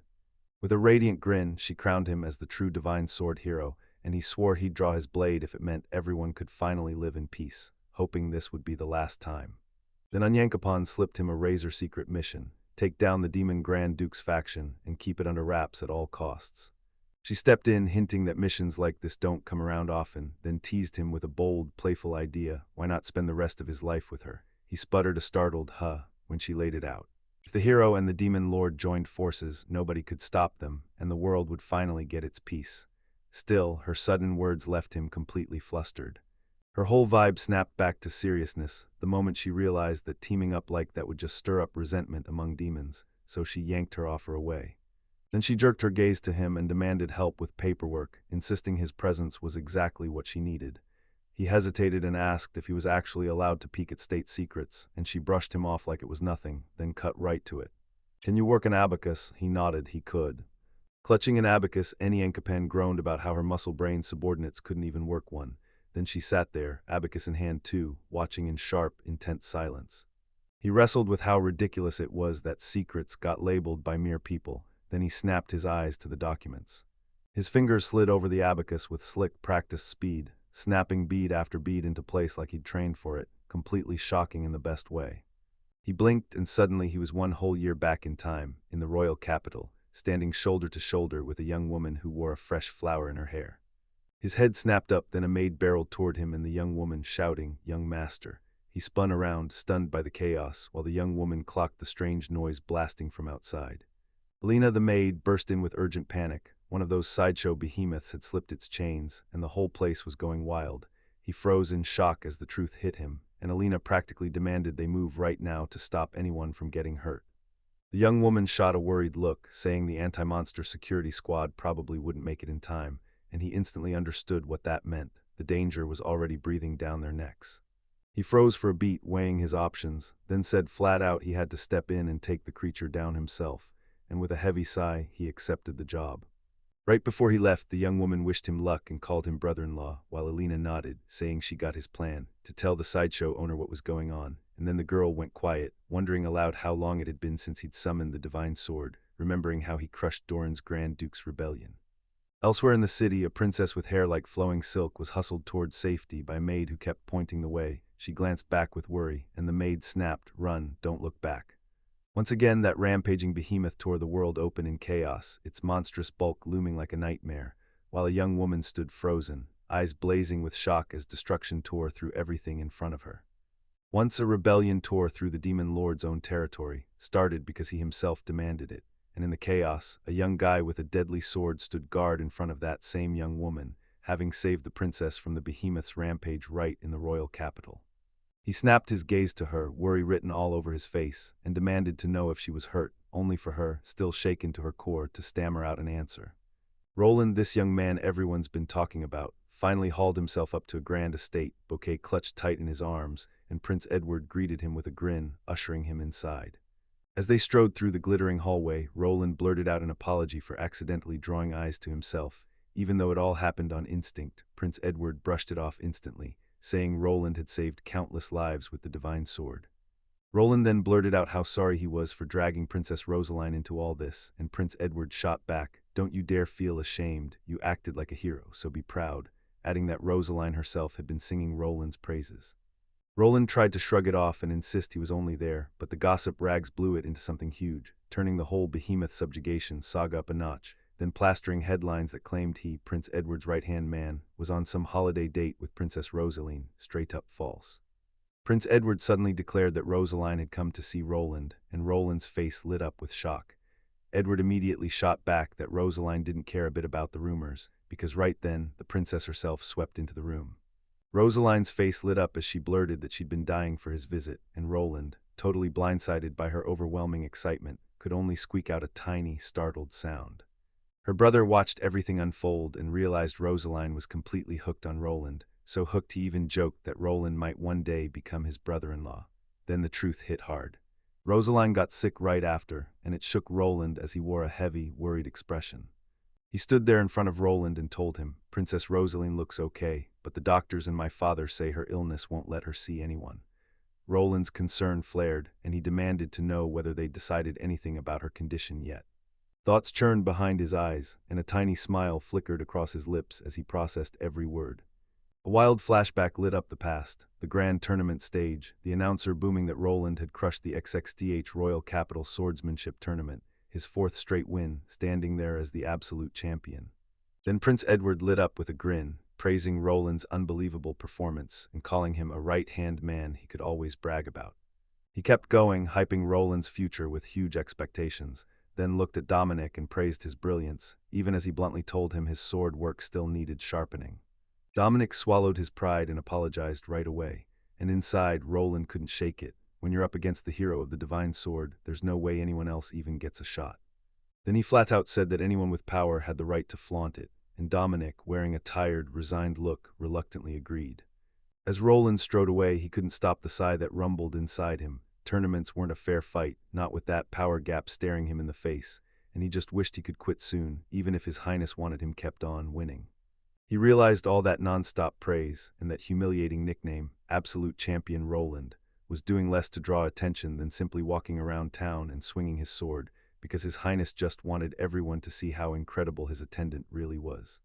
Dominic strode up to Roland, hit him with a victory cheer, then demanded he drop one specific title. Roland thanked him, and Dominic went on to say the Highness was thrilled, calling Roland his excellent right-hand man. Roland just nodded, taking it all in. Then he leaned in and admitted to Roland, "I can't stop wondering what it's like to be born with power that crushes ordinary people, power so overwhelming it changes everything." Roland stared back, hanging on every word. As Roland strode off, he caught Prince Edward's voice barking, "Move, now, the hero of the divine sword is waiting." He admitted the crazy power in his hands wasn't something he learned, it was just born into him, but he also knew having it came with a whole new set of brutal problems. Ran watched Alina holding the two little girls, anicaps and Rosaline, as they slept peacefully. Alina looked totally drained, her head sunk on the bed, and Ran couldn't stop staring with worry and soft tenderness. Moments later, Ran planted himself with arms crossed, eyes narrowed in deep thought. While Alina laid out the whole situation, a major realization started clicking into place. She told us the girls were finally tucked into their room, completely drained from running wild since dawn, while Princess Anicapan and Princess Rosaline lay fast asleep, calm as still water, their faces peaceful.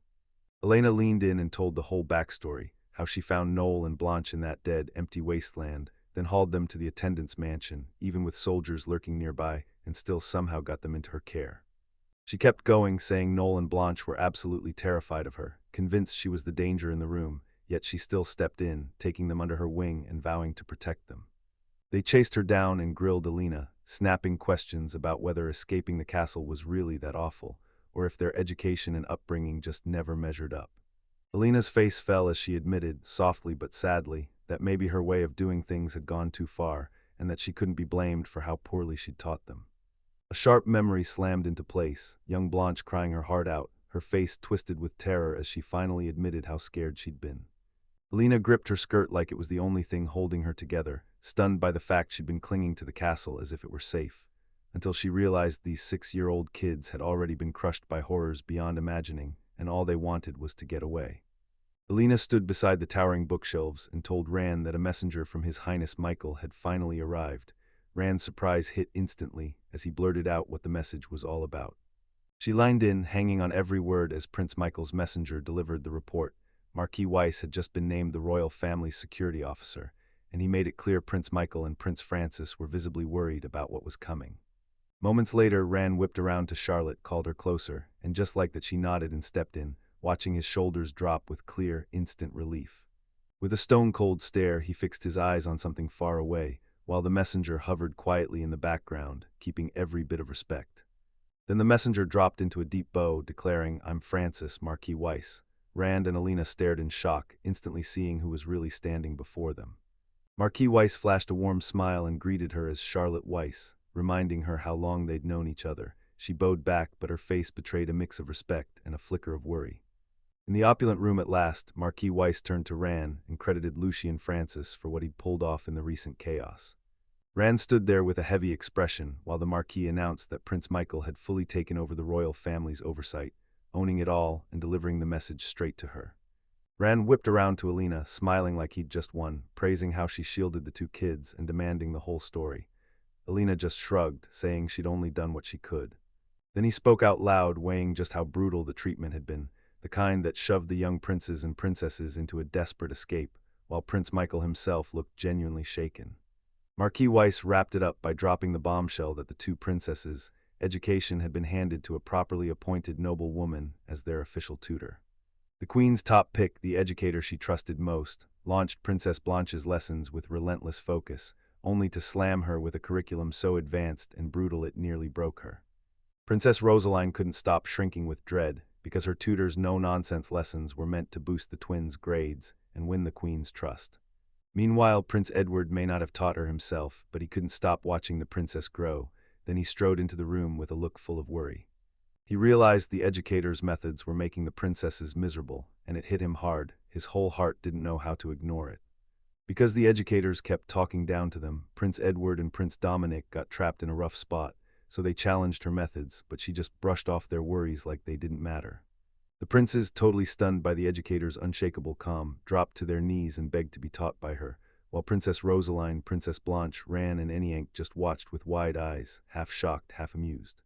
Prince Edward later admitted he'd been clocking the educators, constant bad moods and Princess Blanche's sinking spirits, but he and Prince Dominic still couldn't bring themselves to speak up to her. He leaned in and told Ran and Prince Dominic the truth. Someone had shut them down, and maybe, just maybe, the educator was the only person inside the castle they could trust with their whole hearts. In the princess's room, a letter sat waiting, just one blunt line, "We're sorry for the trouble." Alina stared at the letter and finally got it. Those princesses had gone to crazy lengths just to leave a note, and they named her for one reason. They didn't want to spark trouble, so they swallowed their real feelings until the very last moment. Prince Edward read the letter with shaking intensity, because it made one thing crystal clear. The Queen had custody of the two princesses, and even their mother, Prince Michael, couldn't fight it. The note ended with a desperate plea for understanding, insisting that the situation had tied their hands and stopped them from acting. Meanwhile, Eniankapan leaned into Ran and told him to reassure His Highness, no overthinking, no spiraling worries, and Ran nodded like he fully got the message. Prince Edward leaned in and told Eniankapan the truth. The royal family had already decided to toss the princess's educator out. After that, the lady educator dropped into a deep bow, swallowed her defeat, and handed in her resignation, because if her choices had shamed the Queen, she would step aside. Then she admitted she was still clutching a heartfelt apology letter from Noel and the others, and she promised she'd deliver it later. And Yanka paused and then said the two princesses probably weren't getting a single peaceful thought right now, before she leaned in and asked what their future plans were. As the chatter kept rolling, Ran, now sitting right beside Anicapan, leaned in and asked if Francis could step in and watch Noel and Blanche for a little while. Prince Edward told Anicapan straight up that he had no problem with it personally, but the future policy was still up in the air, and there was a real chance Prince Michael could end up gaining custody rights. Surprise hit her so hard she blurted out questions about His Highness, and then it all clicked. Prince Michael was next in line, and getting custody rights would be a golden advantage. She pushed harder, demanding to know if His Highness really meant it, and if he truly thought everything wouldn't snap back to how it used to be. With a small, knowing smile, she finally gave in, saying that even though Lucian Francis was still young, he'd step in for now and take over Noel and Blanche's lessons. Lucian Francis, Marquis Weiss, sank into an ornate sofa with calm satisfaction in his eyes and poured out his heartfelt gratitude. His hand glided over the paper and pressed a letter down, sealing a formal promise that the latest arrangements were officially locked in. Later, just when he stepped outside, that familiar voice snapped his name. Yankapan, the demon lord, came striding up and demanded to know why he was there. He snapped his grin away and faced her with a serious stare, then asked, could she tell if Prince Michael knew the two princesses had slipped out of the castle. She told me that back then her job was hunting down the princesses, and they weren't hanging out where castle folks ever go. She finally tracked them behind the infirmary in a graveyard. It was their mother's final resting place, and every strange stop they made before the royal family swept them up was just like that. She leaned in and asked, tell me, did you always know the two of us would eventually break out of the castle? He locked in the details and said it straight. Prince Michael, specifically, was the one who knew. She pressed on, demanding to know if Prince Michael was the one who made that request that very day, and he confirmed it, while somewhere else someone swore they'd seen another prince catch Noel trying to pry the bars off her window. Edward, this prince everyone feared, stood beside Noel and Blanche, admitting he couldn't break them out himself, but he trained them to rip those bars apart. Then he leaned in and asked where they wanted to escape to, so they hunted down the best places to run, while Noel, arms crossed, stared at him like she'd just witnessed a miracle. A G-sealed official document hit the desk, laying out a guild request: track down Princess Weiss so she can be found on demand, and confirming the guild's been trusted to teach her whereabouts. Alina, Princess Weiss herself, caught the revelation, admitted it was a roundabout move, sprinted in with a soft smile, apologized for the indirect route, and then pivoted to ask something else. Her eyes snapped wide with pure shock, and she sucked in a gasp, slapping a hand over her mouth, because was Princess Weiss really about to be a maid again? He grinned and said it wasn't decided yet, then leaned in and added that if Princess Noelle and Princess Blanche begged him, he'd gladly go back to being a child care maid. Alina, still stunned, blurted that she was going to track down Lucian, and Rand pumped her up, promising she'd be totally fine. Then Alina set her jaw, spun on her heel, and sprinted away, leaving the... She barreled through the building, and then it hit her hard. She'd been careless. She deconvinced herself that handing the twins to the Marquis meant she could finally relax, but the doubt cut deeper. What was she really doing here as a maid? She stopped dead, spun around, and decided to hunt down Lucian. She inched up to the door, held her breath, and peeked inside to see who was really in that room. Her eyes widened just a bit, and surprise flickered across her face as she finally took in what was unfolding in front of her. Inside, Ranley sprawled on a plush sofa with his eyes shut, while Alina stood right beside him, staring down with worry etched all over her face. She noticed how peacefully he was sleeping and figured he must be totally wiped out, so she scanned the room, hunting for a blanket or anything she could toss over him. Alina froze, eyes snapping across the room. Could it be him? She wondered, but just as she hunted for Lucian, the sudden quiet threw her off for a heartbeat. She spotted Rand sprawled out on the sofa, totally frozen in place, so still it felt unreal. Eniank glanced over and muttered that Rand looked like a twin, with a cushion pressed into his pillow like he'd planned it. Shock hit her as she stared at the sleeping figure, and a warm blush crept up her cheeks. He stayed in a deep sleep, hand tucked by his mouth, and a faint little murmur slipped out of his lips. Watching him, Alina felt warmth flood her chest, and she couldn't say it out loud, but his sleeping face was seriously adorable, right up there with her little brother Noel or Princess Blanche. She reached out softly, her fingers gliding through his hair, and she couldn't help thinking how he'd carried that brutal weight in his position ever since he was just 20. Then she wondered if throwing herself back into her duties could give him even a tiny bit of strength, or just maybe some real relief. Suddenly he jolted awake, eyes fluttering open, then rasped, "Charlotte," in a sleepy, foggy voice that made Alina jump. Still half asleep, he kept talking, slipping up and calling her Lottie, confessing he'd always wanted to say it, then gushing that Princess Noelle and Princess Blanche were absolutely stunning. Alina went betread and blurted, "Yes, that's my name, Lottie." His eyes flew open and it hit him hard and fast, like the truth just slammed into his brain. He shot his gaze upward, eyes blazing with shock, just as Alina blushed hard and stared straight back. Then he blurted, "So, what are you doing?" A shock hit him like lightning, and he jerked back, mortified to realize his hand was still clamped around hers. He blurted out apologies, admitting he'd been rude to grab a woman who was resting. She was flustered too, noting his hand had felt warm and firing back, "What are you talking about?" Both of them threw their hands over their faces, drowning in embarrassment, but Alina suddenly got hit with a memory. She'd always wanted him to call her that lie. Moments later, his face lit up and he grinned, "Ah, hired." And even as she was still blushing, she beamed right back and eagerly confirmed she wanted to talk about getting reemployed. She lit up and insisted it was only natural for her to be his maid, like he'd just forgotten how life worked before, because having her right there beside him was simply how things were supposed to be.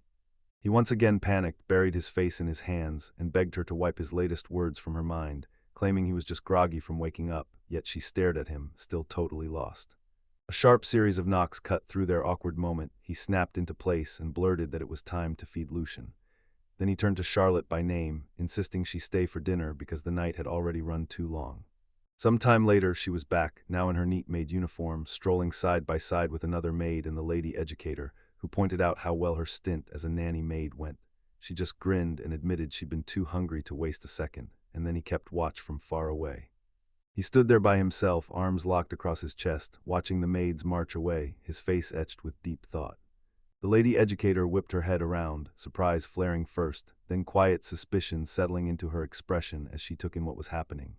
Rand flopped onto the plush couch, palm pressed to his face, and let out a heavy sigh that screamed, "I can't believe this," clearly rattled by everything that just happened. Still drowning in embarrassment, Alina marched up with a bright smile and called him master, and before she could finish, his hand shot up to cover her face, blush exploding across his cheeks as Lottie rang between them. Soon, Alina was back on duty, bringing Ran and the lady educator their meals at the dining table, while the lady educator watched with razor-sharp seriousness. Yet Ran just kept eating, completely clueless as everyone silently wondered. Did spring finally come? Was it already over? And had their relationship really moved forward, even an inch? Three tiny, bearded, gnome-like figures kept sweeping the grand hall, and one of them abruptly stopped, stared up in wide-eyed curiosity, and wondered what on earth was going on. Meanwhile, just beyond the opulent mansion walls, Princess Rosaline strolled through the lush gardens, but her eyes were far away, like she was already chasing something only she could see. Later, inside the mansion, she sat down with the gnomes and grilled them about what they'd done in the garden that day, only to learn they'd gone and greeted the black demon dog. Dog, she let out a small chuckle, finding their story hilarious, because the gnomes swore the black demon dog, Lackey, brings death to anyone who lays eyes on it, yet after they sang to it the other day, they started seeing it every single day. Then she spilled the mansion's wild history, how it hoards priceless collections, and how, every so often, demon spirits actually show up there, while the gnomes grind through morning cleaning like pros, turning those visits into pure happiness for every spirit that arrives. The gnomes, moved by her words, burst into praise and called her a truly good child. Then they pointed out that only people of her status, the wealthy, actually show them respect, unlike the Oriole family. The moment the Oriole family got mentioned, her face snapped into alarm, her eyes widened just a little, like trouble had just hit. The gnomes clocked her shift in attitude, then exchanged confused looks like, "Wait, what just happened?" She leaned in close, worry thick in her voice, pressing them to tell her what was wrong, and what that object they kept talking about even was. One of the gnomes blurted out that they'd never seen anything like it, and it wasn't there when they yanked open the curtains that morning. Rosaline stared at the strange object and suddenly understood. It was all a mix-up about Prince Edward. Edward, she sank to one knee on the grand staircase, brow tight with worry, while the house spirits swarmed close, small, eerie faces guarding the mansion's ancient secrets. Her panic barely had time to breathe before the whole situation detonated. Ran led a group of students in accusing her and Alina of pushing someone, and Alina snapped back that it was all a misunderstanding, but Ran brushed their denials aside and slammed them for disgraceful behavior. Prince Dominic stepped forward, declaring that several witnesses had seen them at yesterday's incident, then demanded they confess, stressing he'd shut down any more excuses right in front of His Highness. Rosaline, panicked, tried to explain that a black shadow had suddenly appeared, but Dominic snapped over her words and refused to go on listing.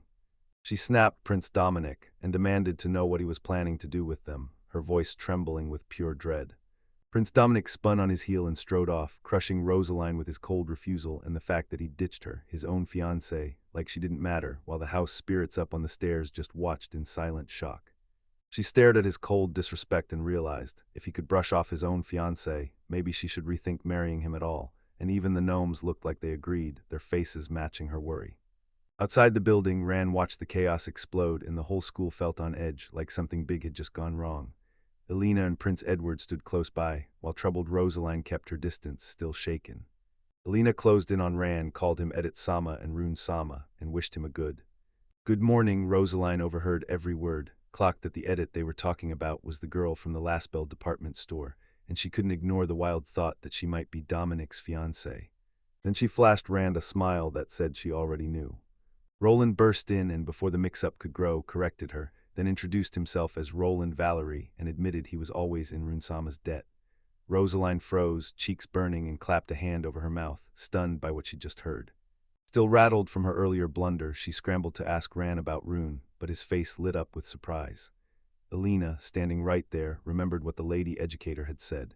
Ran wasn't just some random kid. He knew monsters and mythical beasts inside and out, especially dragons and demon lords, and that totally shifts how you see him. Meanwhile, Princess Edith couldn't contain her excitement. She'd always dreamed of meeting the divine sword hero, Ran, face to face. Ran sprinted over to Princess Edit, fired off the question, did she really love monsters and mythical beasts? And Edit lit up instantly, cheering that she absolutely did. As the conversation dragged on, Princess Edit couldn't stop thinking about Ran. She found him brilliant and truly wonderful, a total switch from the moment she'd only seen his good looks. But Rosaline was still stuck on Prince Dominic, staring at the truth and asking herself how someone so kind could be tangled in those nasty accusations from before. Rosaline's eyes snapped wide the moment it hit her, and she spun toward Ran and Elena, blurting out whether they knew about what happened yesterday. Rosaline sprinted back to Elena, and Elena stared at her, shocked by the sudden question. Then Rosaline blurted it out. Yesterday afternoon, Princess Crystal had tumbled down the stairs, and while Rosaline didn't know every detail, she made it clear the fall was real. Still blind to the bombshell about to hit, Princess Edit kept talking to herself. She craved one thing, to finally sit down with Ran, the hero of the divine sword, and dig into monsters and mythical creatures. Rosaline kept talking, then dropped the bombshell that Adliance had a friend there the day Princess Crystal fell, and Prince Edward snatched him away, swearing he was the one behind it. The shocking news hit and Leon sprinted, while Elena and Rosaline stared wide-eyed, faces twisted in full-blown disbelief. Ran, Elena, and Rosaline stood outside this massive building, and while everyone else watched, Rosaline kept her back turned and stared like she was locking onto something only she could see. As they all finally came together, Rosaline snapped that they were way too late. Ran heard her, and his face tightened with pure worry. Rosalind suddenly remembered the key thing. Elena had relayed Princess Constance's command. From this point on, no one was allowed to directly hurt Crystal. Crystal's fall down the stairs exploded through Rant's head, and a sharp, stunned question hit him. Who in their right mind would shove her that fast and that crude? Meanwhile, Elena snapped her gaze to Rosaline and pressed her with a fierce question. Why hasn't Prince Edward reached out to you, young master, his right-hand man? Elsewhere, Prince Edward flashed a grin so wide it looked almost manic and shoved a document toward Rand, claiming it was the proof he was sending to Adrian, while Adrian hunted for Crystal's location. Yet the way he spoke made it feel like this was only the tip of a far bigger plan.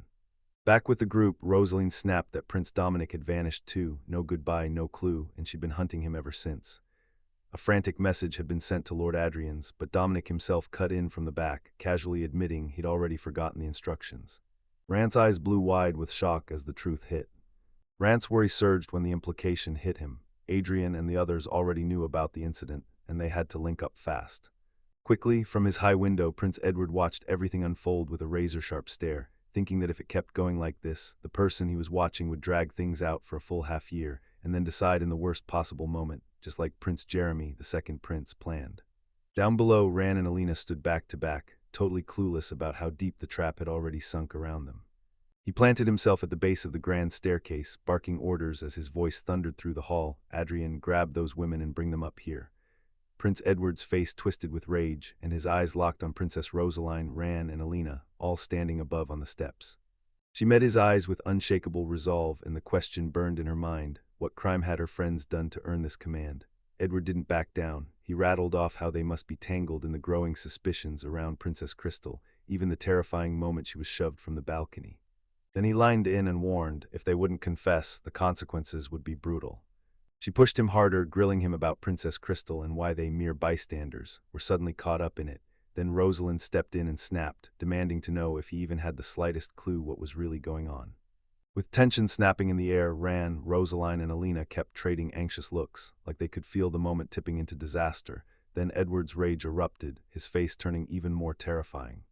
Even with the confrontation raging on, Rosalind couldn't shake the thought that Prince Dominic might not care about what Edward was laying out, like he'd already slipped the instructions he'd been given that morning clean out of his mind.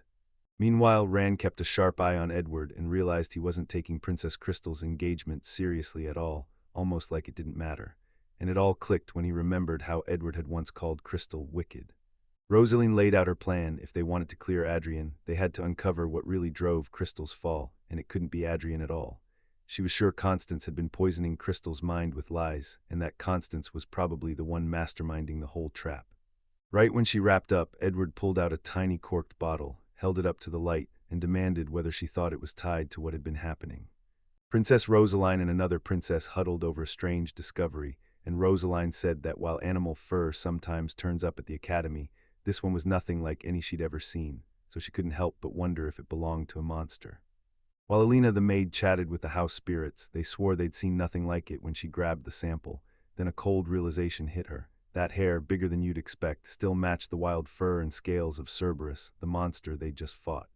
Princess Rosaline was genuinely blown away by her words, and when Alina's straight-up monster-fighting experience came up, heaped praise followed, because Rosaline instantly recognized her as the Oriole family's maid. Rosalind then snapped back, apologizing for the detour, and explained that the hair must have come from a demon. Those things could show up inside the academy and vanish without a trace, then leaned in and asked Alina to talk about it later. Alina agreed right away, practically bouncing with excitement. Elsewhere, Prince Edward was locked in deep thought, weighing the shock of a reported transfer accident, and staring down fresh evidence that a demon had been here. Then he spun toward Rosaline and demanded to know what those heron-scale things really were. She nodded and told him she could explain everything. She suggested the Academy's library might hold the answers, and Edward, eyes locked on his goal, pushed her and Alina to investigate right away. Alina's face turned grim as the other princess watched. Edward started to think about how he fit into what was happening. Then Prince Dominic snapped in, yelling that you don't question a princess anywhere you please, like those duties belong to a knight, not Edward, and he ordered Edward shut up, flat out saying he didn't care what Edward thought. Dominic whipped his eyes to Rosaline and then called out to Prince Edward, serious, sharp, and daring him to respond. The tension hung in the air as Edward stood at the base of that massive staircase, his back turned to you, while Dominic, Rosaline, Alina, Blanche, Ran, Anicapan, Francis, the lady educator, and another noblewoman watched him from the balcony overhead. He grinned at Ran, clocked the delay, and fired off. Didn't Dominic reach you? Caught completely off guard, Ran could only blurt out a shocked, confused sound. Ranske snapped his attention to Dominic, who loomed nearby with a hard stare, until his face twisted from stern to downright annoyed the moment he watched the exchange. Rage hit Ran when it finally clicked. Dominic had purposely kept the truth from it. Edward, still grinning, accepted Rance's apology for the mix-up and the late arrival, and then he snapped that he was going to uncover the truth about those girls, basically saying Rance being there was the perfect edge. Right nearby, Princess Rosaline stared on with a stern face, while Alina hovered beside her, clearly rattled by Edward's shocking declaration. Rosaline's calm shattered, her thoughts sprinting as she realized Edward showed up late on purpose, trying to stir up a spectacle she swore was cursed. Next to her, Ran gasped, stunned by what it could mean for Edward's attendance. Even with fury blazing in her chest and a vow to stop any harm, Rosaline watched Ran flash a confident grin and swear he was on her side. Roland and Jeremy, both young, both locked in, stand poised to kick off a brand new chapter. The prince's retainer is the villainess's ally. Jeremy snapped his eyes wide and demanded, "Tell me the rumors are wrong. Did Princess Crystal really tumble down the stairs?" Roland's grin stretched like a secret. He nodded that it happened, and then shot down Jeremy's worries with a quick, cutting remark. He broke it all down, saying Crystal slipped, missed a step, and plummeted down 3 flights, twisting her wrist in the fall, and standing right next to him, Crystal backed every word. Yeah, that crash was brutal and seriously painful. Jeremy, still on edge, pressed Roland for every last detail. Was that really all that happened? Roland wouldn't meet his eyes, but he reassured him. Crystal was okay, just resting for the day, and that answer finally eased the weight on Jeremy's chest. Roland then shot Jeremy an apology for not telling him about Crystal's accident the day before, and Jeremy nodded, saying he understood. Jeremy blurted that he'd been away from home that afternoon, so he didn't know what happened. Then he admitted he meant to call Roland over for a proper talk, only for the twist to hit. While Jeremy had no clue, Roland had been quietly digging into his past. Roland broke it down, saying he and his crew had been convinced they had to take their time before they nailed the culprit. Jeremy hung on every word and pushed for details on why they thought that mattered. His brow knotted hard and pure frustration surged as he sifted through Roland's carefully picked words. A gut punch realization hit Jeremy, and he knew this careful move had Dominic's fingerprints all over it, so with fresh fire in his chest, he decided, no more hesitating, he'd act. Roland, grimacing as he spoke, fired off another apology to Jeremy, admitting it was rare for him to apologize at all, even rarer to a subordinate, and then confessed he'd just witnessed something absolutely unreal. So he announced it. He finally had the culprit pinned down, the one who shoved Crystal. He whipped his arm straight at two female students, shouting that they were the villains, and the two girls froze, shocked, terrified, and trembling in place. One of the accused, a student with a flower clip stuck in her hair, exploded into a furious denial, insisting they were the real victims, not the villains, and swearing they wouldn't let themselves get falsely pinned before His Highness. Jeremy leaned in, eyes locked on Roland as he insisted they'd gotten testimony straight from Princess Crystal. She swore she was the one who'd been shoved. Jeremy's mind started racing, because could Crystal really have said that? A student with a flower clip shot back, saying the rumors about Princess Constance's accident were lies, and then she made it clear that Princess Crystal had been getting daily care from Adrian, nothing like the grim picture Roland was painting. Roland shot down her story, saying that if Crystal hadn't tripped, then someone had to be behind it, and then he laid out the whole moment. The two students were walking right behind Crystal when she went down, and instead of rushing to help, they bolted like cowards. The student, clearly shaken, demanded how they could have helped, especially since they were still reeling from that sudden fall, then snapped that if there was some other culprit, their name would never have been cleared. She admitted they were shocked by the sudden crash, but with all those witnesses around, not a single person saw Crystal get pushed, and then she bowed low, begging forgiveness for what they'd done. Roland stayed unconvinced, staring hard as he pointed out the two students were just 3 steps from Crystal when she fell, and he snapped that it wasn't fair to call them criminals on the spot. Then Jeremy clocked the severity in Roland's face. Roland snapped that if she insisted she was innocent, she'd better bring proof, otherwise he'd brand them criminals, and he could feel something shady behind her story, not just a simple fall, while the female student just stared, frozen in shock.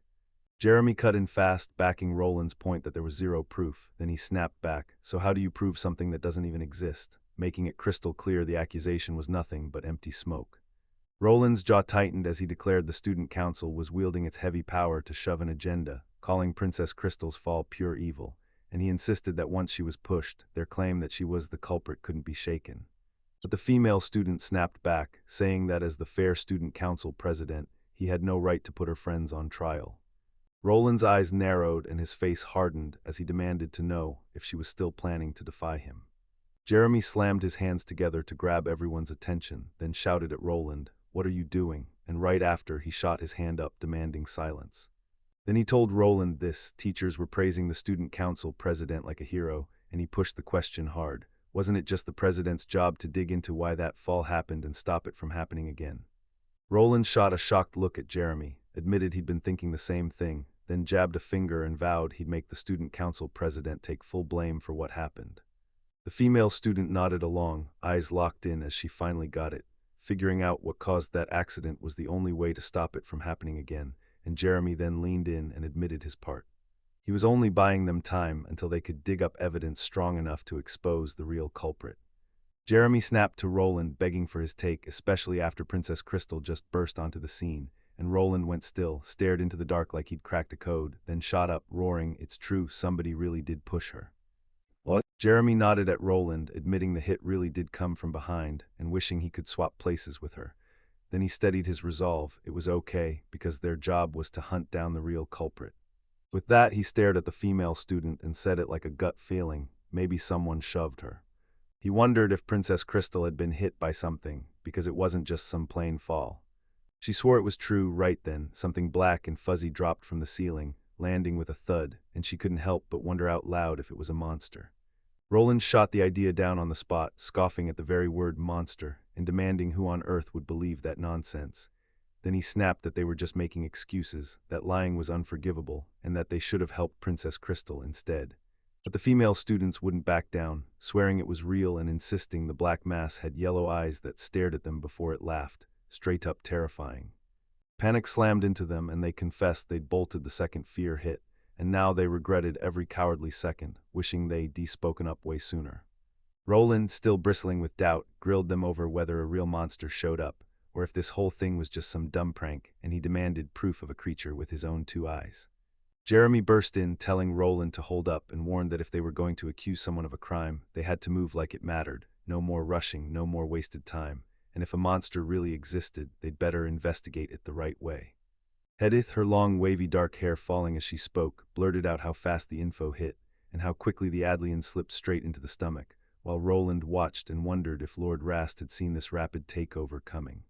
Meanwhile, Jeremy and his 2 subordinates cornered Dominic and grilled him, demanding to know why, as the engaged party, he ignored every single instruction.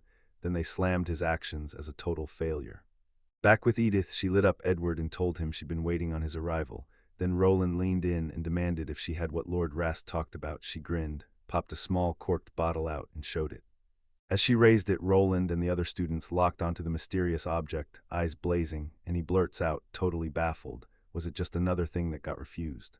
Jeremy and Crystal shot each other worried looks, like the air itself turned heavy, and when Roland faced Crystal, he demanded to know what the item really was. Crystal clutched the bottle, telling him she tracked the gremlin and even found the body of a Milan.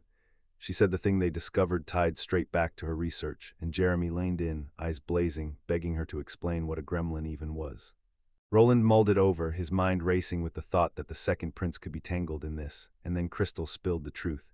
Gremlins were weird little creatures said to bring happiness and shake people up from the inside, and Roland nearly choked on his own surprise because he'd never heard of them before.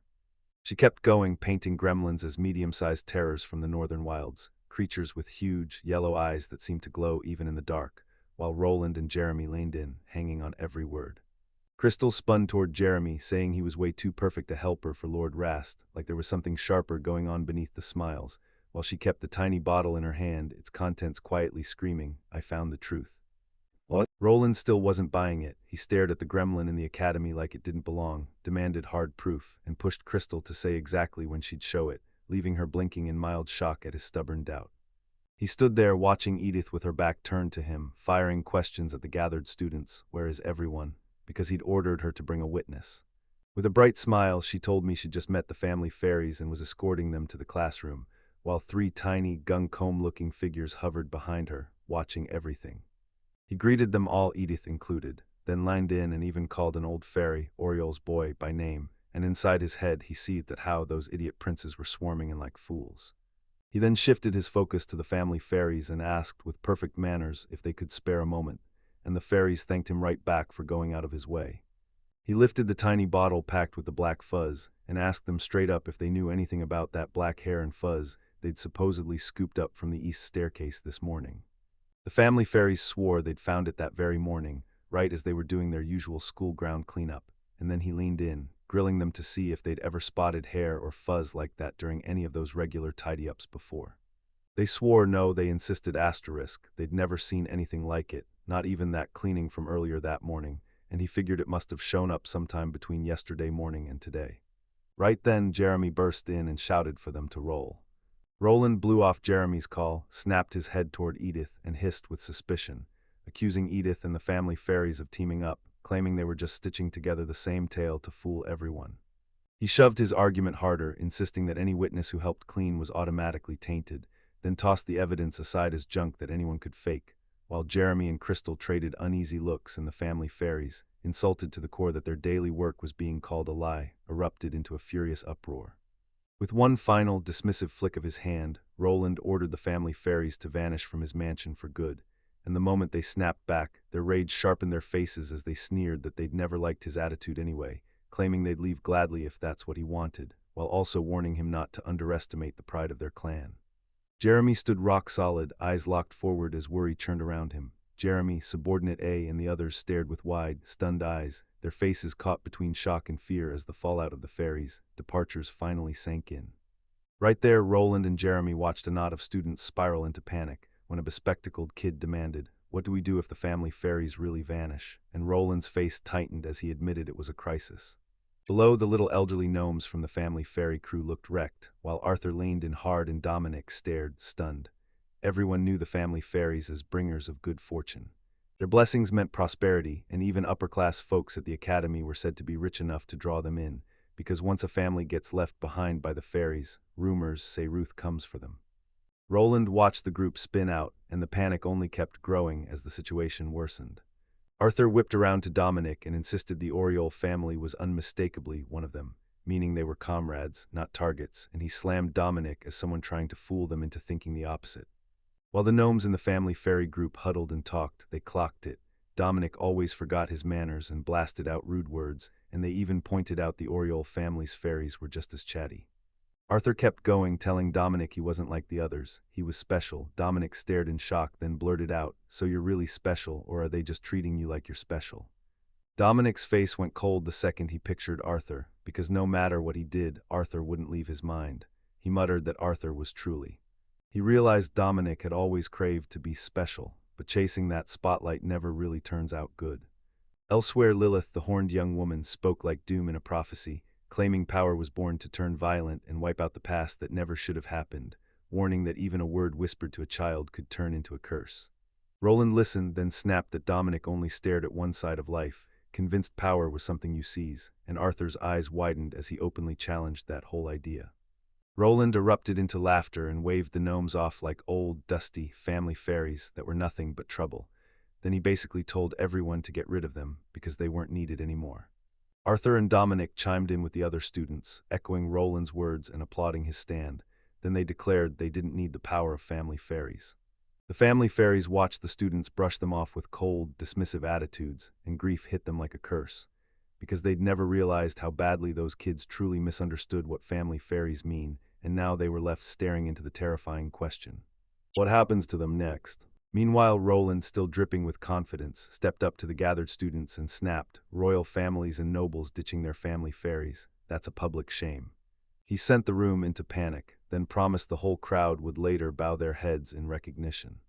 Then he snapped his attention back to what mattered, admitting their talk had drifted off track, so he laid it all out. Something no one had seen before popped up at the Rasburd ruins, a black creature with yellow, demon-like eyes, a demon-esque trace, and they managed to catch it. It's a gremlin of joy, infamous for making people trip and fall, and now it's in their hands. Edith cut in fast, nodding along with Roland, and said that thanks to the right-hand man's sharp report, she was sure too, the gremlin really was behind everything that's been happening. Just as he started, Arthur snapped in, challenging the whole demon rush, and said it could be nothing more than animal fur, or even that the gremlin was the real culprit, throwing suspicion right onto the girls. Roland's patience hit the floor. He barked that if this monster was real, then they'd better prove it and bring it out. Right when he demanded proof, Lilith burst onto the landing of a grand staircase, gripping the exact creature he'd been chasing. Then she declared herself and shoved the gremlin into plain sight for everyone to see. The prince's own manager turns out to be a villainous ally. Chapter 13, The Manager Power Release. A commoner seethed with rage, cursed the whole mess, and swore he'd never forgive the divine child, then promised to pay back the debt from that department store. In the meantime, a pack of demons huddled up and traded battle plans, thinking they'd get an easy job, just snatch the princess and call it done, but this brat was way more trouble than they expected. Then one demon lit up, saying this was the perfect shot to take out the hero and claim glory for the demon race instead. The armored warlord kept his eyes locked on them, and his expression tightened as he listened. A monstrous shadow swallowed the ground ahead, but the young man's eyes stayed razor-focused. He laughed at the idea that beating a hero would be that simple. He replayed that department store nightmare in his head, the moment one guy stomped a monster so bad it basically took over the whole building, like downranking was nothing, while the commoner, watching the chaos go wild, couldn't believe that brat had just swooped in. Even the top hat man, frozen in shock, blurted out how a bunch of countries could possibly take down something that terrifying. The young man suddenly remembered a time when everyone got captured without a single person even being touched, and back then he didn't get it. Now he finally saw the truth. The guy who showed up later was the real culprit.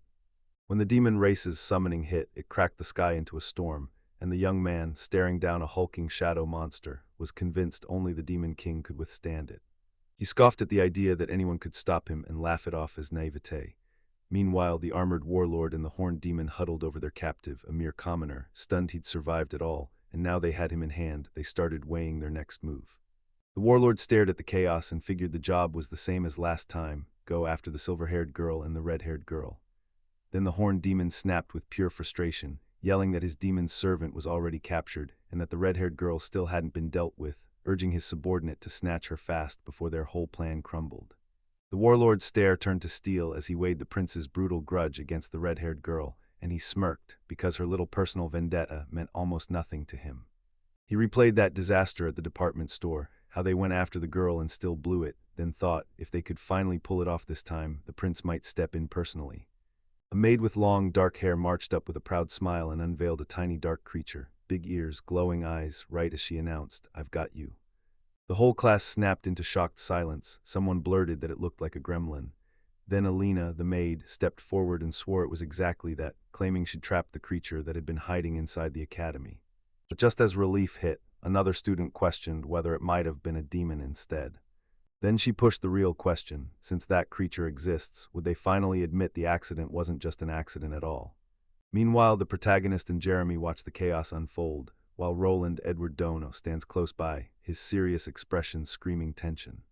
Fresh and Jeremy couldn't even breathe right, still staring at that creature, questioning if it was a gremlin or maybe something worse, a demon dragged up from the southern lands. Roland cut in that it was just a runaway pet, nothing sinister, but the protagonist snapped that something felt off. Was this a setup? Were the Adlians behind it? And if something that evil could slip into the academy at all, what else were they about to unleash? At the academy, student A cut in and snapped that if it really was a demon, the elder brother would spot it right away, making Roland's eyes widen in shock, while the protagonist leaned in and listened like it mattered. She blurted it out. Her elder brother wielded divine weapons that fed on demons, and as she spoke, a massive, ornate, terrifying blade tore itself into existence, dark energy spiraling around it like a hungry storm. Now that the weapon was finally in front of them, the protagonist was ordered, straight up, to summon a divine weapon on the spot, and Roland stared, stunned out of his mind by the command. Roland, still shaken, demanded to know if this was actually okay, if they were really trying to pin down whether the protagonist was lying.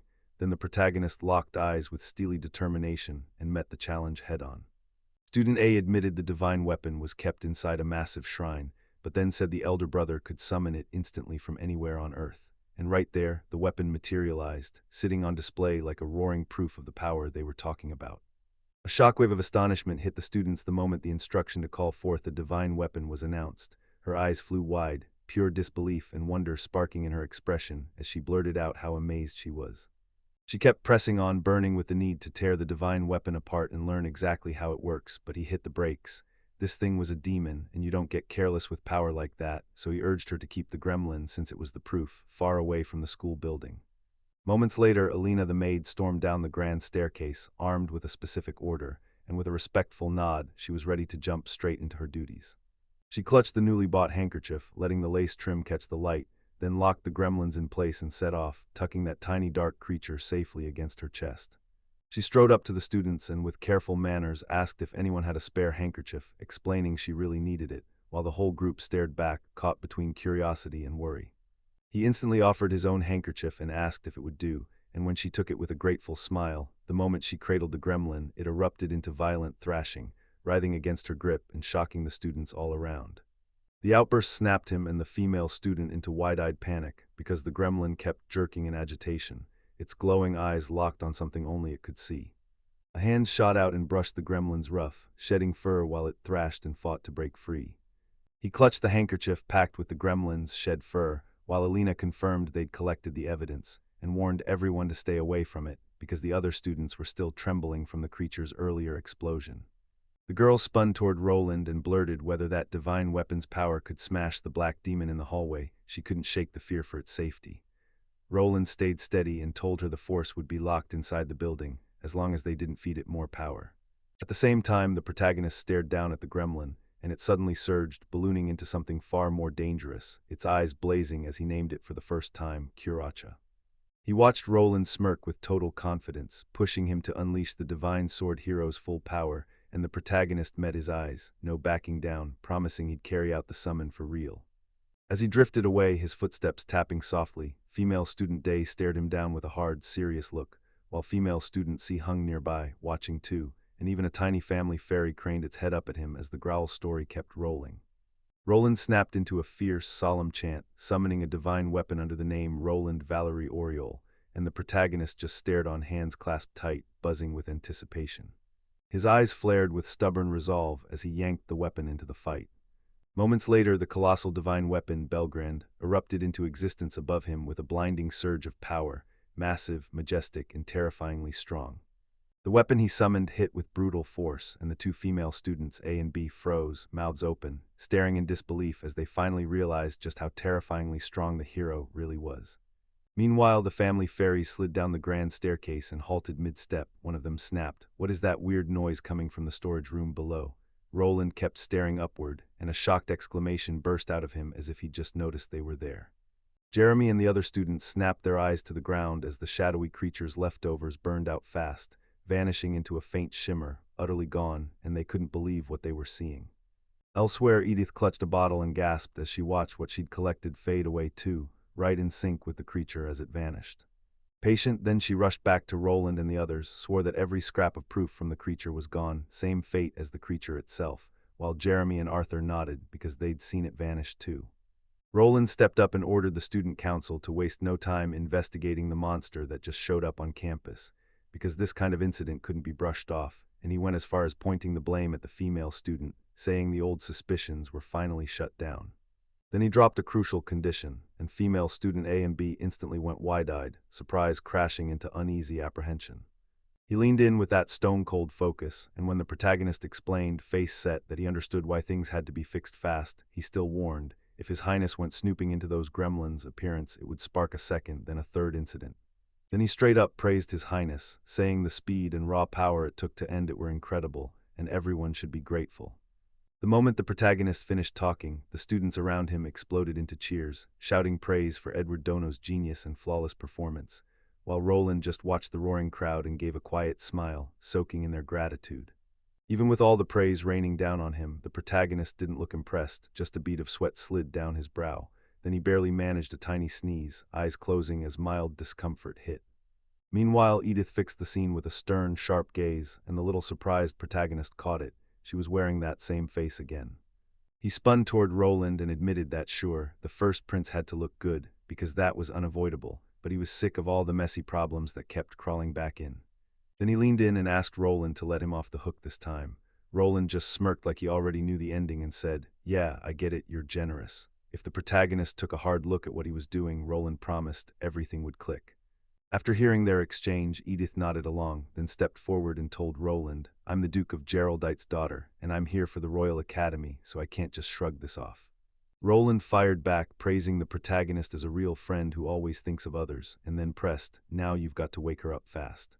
Roland then shot back that they were heading to the salon, and he asked the protagonist to come along. The protagonist shot back that he still had things to handle and promised he'd pop back in later, and Roland just nodded, sure, he'd wait. When Roland left, the protagonist froze on the spot, staring at Edith. She stood on the stairs in silence, arms crossed like she was daring him to move. Edith held his stare, her serious expression saying she meant business. Her cheeks carried a soft blush, and she stared at the protagonist with wide, slightly shocked eyes. He gripped the colossal divine sword as its ornate design blazed with light, then told Roland and Edith this wild truth. Sure, he could summon the sacred blade, but for some reason it simply wouldn't go back to where it belonged. Her face flickered with mild disappointment as she finally absorbed what he'd said. She'd been thrilled when it first appeared, but now that she knew it couldn't be undone, the whole thing felt painfully ordinary. Meanwhile, Roland didn't even flinch at the sword's mess. He just snapped orders to Alina to get a carriage ready and ship the divine blade to Belgrand, and Alina immediately agreed. Edith, hearing it all, couldn't help but think about the divine sword and how the hero moved. Alina wheeled toward Edith, double-checking every detail, then promised to walk her and the other ladies safely there. Edith beamed and thanked Roland for the jaw-dropping divine sword summoning, while the protagonist stood right there, watching every word like it mattered. She waved off Roland's gratitude like it was nothing, then fired up and said she was going to check on Karachin. Roland shot a cheerful wave at the protagonist, and the moment he left, the protagonist caught himself watching, sweat beading on his brow. Edith marched up to the protagonist, pouring out heartfelt thanks for clearing her friend's name, and he brushed it off with humble words, insisting he hadn't really done anything that big. She flashed a warm smile, told him she owed him a real thank you, and asked if he could hold on a little while longer until the ride finally showed up. He stared at that massive building, and it felt nothing like the department store he'd just been in, like a nasty storm was already loading in his gut, something worse than anything he could compare. Meanwhile, the family fairies popped up at a fresh location and froze in shock. One of them blurted out, "What is this place?" while another grunted through all its effort like it was hauling something insanely heavy. The gnome slipped into a dead, collapsing chamber, cracked walls, scattered rubble everywhere, and one of them snapped, confused, like, "What is this forgotten place?" Amid cracked rubble, ancient armor, and rusted blades from a dead age, one of the gnomes stopped dead and stared, puzzled, wondering what these weird relics were hiding and why they'd survived at all. One gnome lifted a brutal, ornate collar that looked downright cursed, and another spotted it instantly, shouting that it was a slave collar banned for 50 years. Then a third gnome leaned in and dropped the bombshell. There were 10 of these collars in total. Meanwhile, the protagonist and Edith stood shoulder to shoulder with a family fairy, staring at the unsettling discovery, and Edith's face twisted with worry as she wondered if a gremlin had done this, because nothing like it showed up until yesterday. The gnome just shrugged and muttered that weird stuff always finds a way to happen. Lilith swept in with a grand flourish and called the young man a hero of the divine mark again. He'd saved the world, but he only shrugged off her praise, insisting it wasn't some big, earth-shaking feat. She shot him a curious look and teased his modesty, like, come on, he'd only ever called up Behemoth. He fired back, telling her not to shrink back in humility. Then Lilith leaned in and asked when his divine mark actually went off, and he answered. It had been activated a whole year earlier, right during the Behemoth incident. Her whole attitude snapped in an instant. 1 second she wore a sweet, almost innocent smile, and the next her expression twisted into a furious snarl as she said the third princess was getting way too involved. If the third princess even dared to lay a hand on the hero, she warned, she wouldn't stay quiet a second longer. And the poor guy, stunned by her ferocity, hurriedly pleaded for her not to throw out words like that. Still seething, she gripped an abacus and wondered out loud if resorting to force was just old and wrong. Then she snapped that the color change was a totally different issue. With a mischievous grin, she leaned in and teased that since he was still single, maybe it was the perfect time to plan his future with his sister, right in front of her. He snapped back fast, cheeks burning, all flustered, and told her not to be shy. She leaned in, grinning ear to ear, and promised a forever welcome, then boldly said she wanted to team up for world peace. He flinched back a little and with polite words refused her offer. Then he sank into deep thought, realizing, yeah, his parents really had set up that engagement for him, even if it felt like none of it was his business, and he wondered if, because of that, the girl involved hadn't been dragged into the chaos after the engagement got annulled, but his thoughts fizzled out before he could finish the thought. Off as Lilith swept down a grand staircase, he flashed back to the chaos he'd sparked for the demon race lately, and she somehow read his mind, asking whether he meant that Russell department store incident. Then she snapped that it wasn't just some mindless cell throwing itself at force, and that it was flat-out ignorant for the Divine Mark hero to choose. He stood there with a hard, serious stare, eyes locked straight ahead, until a hand reached for him, and the person behind it muttered that it was a miracle he was still breathing. He lounged in the opulent salon, gripping a document, while Gino, the old gentleman, stood right in front of him, and Maid Lena watched every word. He discovered the demon race's release papers were labeled not enough, and that outside pressure smothered the process before it could go through, so he hit the wall and demanded, what does any of this even mean? Then Lilith dropped the bombshell. Count Dominic Amarshi, the current Minister of Foreign Affairs, was blood family to her, hinting that he was tied to everything that just went down. Her words hit him hard, and he knew his earlier gut feeling about Dominic might have been right, so he cornered Gino and demanded answers. Where were the demon people hiding? Gino told me the demon race, free the day before, somehow vanished overnight, gone without a trace like smoke disappearing into thin air. Shaken by the news, the protagonist snapped that the demons could come for payback, at him and Princess Adrienne, and told Gino to confirm whether he could step up and handle arranging protection ahead of time. Gino shrugged off his worries, saying he didn't think those precautions mattered, but he still agreed to watch their moves, and the protagonist nodded like, all right, I hear you. Suddenly Alina popped in and said the family fairies, Edward included, had all vanished from the salon. Then it hit him hard when Alina's report clicked with that earlier talk, and he blurted out a shocked sound like the answer just exploded in his head. As soon as the thought hit him, the family fairies burst in front of him, face to face. They demanded an apology for his rude behavior and ordered him to come with them, swearing, loud and clear, that the family fairies would never vanish. He dropped onto the couch, taking in the gorgeous room, while Alina stood nearby and offered to whip up sweets and hang out with them, so he thanked her with all his heart. Across from him, Princess Crystal sat in quiet silence. Elsewhere, Prince Roland first strutted in loud and proud, bragging that he'd already shut down whatever caused that chaos inside the school grounds. Then he slammed the blame onto the family fairies, declaring his so-called victory like it was a headline. Behind him, a tiny, shadowy creature stayed trapped in a cage, and you could still see its eerie glowing eyes staring out. In that elegant parlor, Medellina pressed for answers about Edward Dono's condition, and after everything that just happened, Edward only gave her a plain, half-hearted grunt. He exhaled a heavy sigh, shut his eyes tight in pure exhaustion, and accepted the truth. Yeah, it really was exactly as it looked.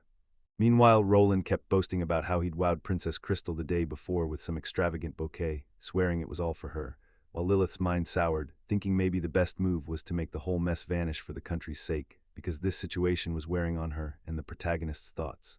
Exhausted, Crystal spun toward him and blurted out, "So where are Adley and Sama?" And the look on his face screamed shock. Crystal only wanted one thing, for the divine Mark Hero, her brother, to finally apologize and bring them closer, but the truth hit like a brick wall. The protagonist was clutching his head in pure distress, replaying how that hero had been nothing but a nuisance, and how her brother's words only stirred up even more trouble. In this brutal reality, Roland and Lilith didn't look even remotely friendly. Then Gino, the butler, stepped forward with full ceremony and announced that the first prince's innocence was proven, that the incident's worst damage had been dodged, and that for now they could finally call it resolved, while Alina and Crystal leaned in, hanging on every word. Crystal froze in shock, then blurted out her disappointment. She truly thought she'd finally gotten her brother's charm through to Adley and Sama. Did Rune just give up on her and him? Alina, caught in her own spiral, told herself maybe this was the right move after all, and the protagonist, still trying to process everything, looked downright lost. Alina shot back with steel in her voice that if the first prince wouldn't rein himself in, he'd keep stirring up disaster, and Adley and Sama would stay stuck in the fallout. Crystal nodded right along with Anod, and Anod's words hit the protagonist, Anod, listening in silence as his face tightened, like resignation was finally settling in. From a distance he watched Princess Crystal and let the recent chaos grind through his mind. Every time he tried to save her, she got snatched away again, yet nothing about her acted out of the ordinary.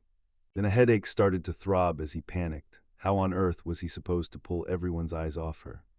Later, with his head buried in his hands, Medellino slid over and asked if he was feeling sick, because the moment he started picturing that ridiculous future, headaches crashed in, while Gino and Edith just watched. His discomfort wouldn't quit, and he kept wondering if it was all in his head, until a sickening feeling hit him again. The gears inside him had suddenly gotten louder and rougher, like they were being forced to grind instead of clicking together cleanly. In the hush of the library, he dropped into his chair at the desk, lost in thought. Then Edith hit him with shocking news.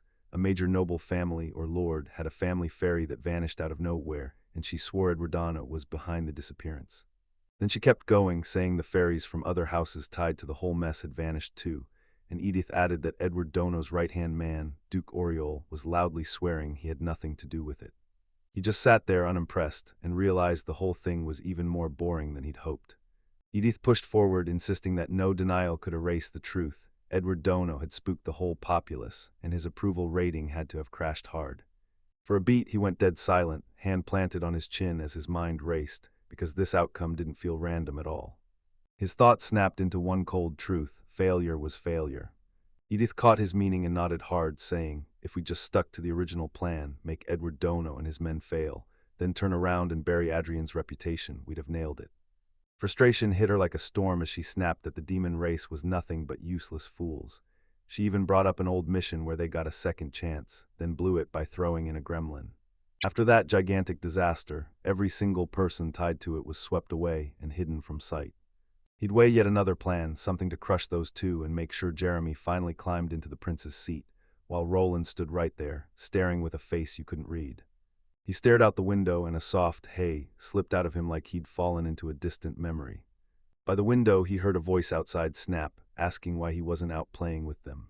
He snapped around, eyes bulging, just in time to see a young boy staring up at him from the garden below. Roland confessed he was sick and couldn't step outside, but the boy didn't back down. He said he'd play anyway, then flashed a family fairy blessing he could share, and held out his hand like an open door for Roland to take. Roland shot his hand out, and his fingers met the boy's. Then the kid grinned sweetly, blessing Roland right back. Right then, Roland's eyes snapped wide as a hand clamped down on his arm and yanked him away from the window, while a stern voice demanded to know exactly what he was doing. The boy got snapped at to stay away from people like that and was ordered to come down. His shoulders slumped as he muttered, heartbroken, that he had to go.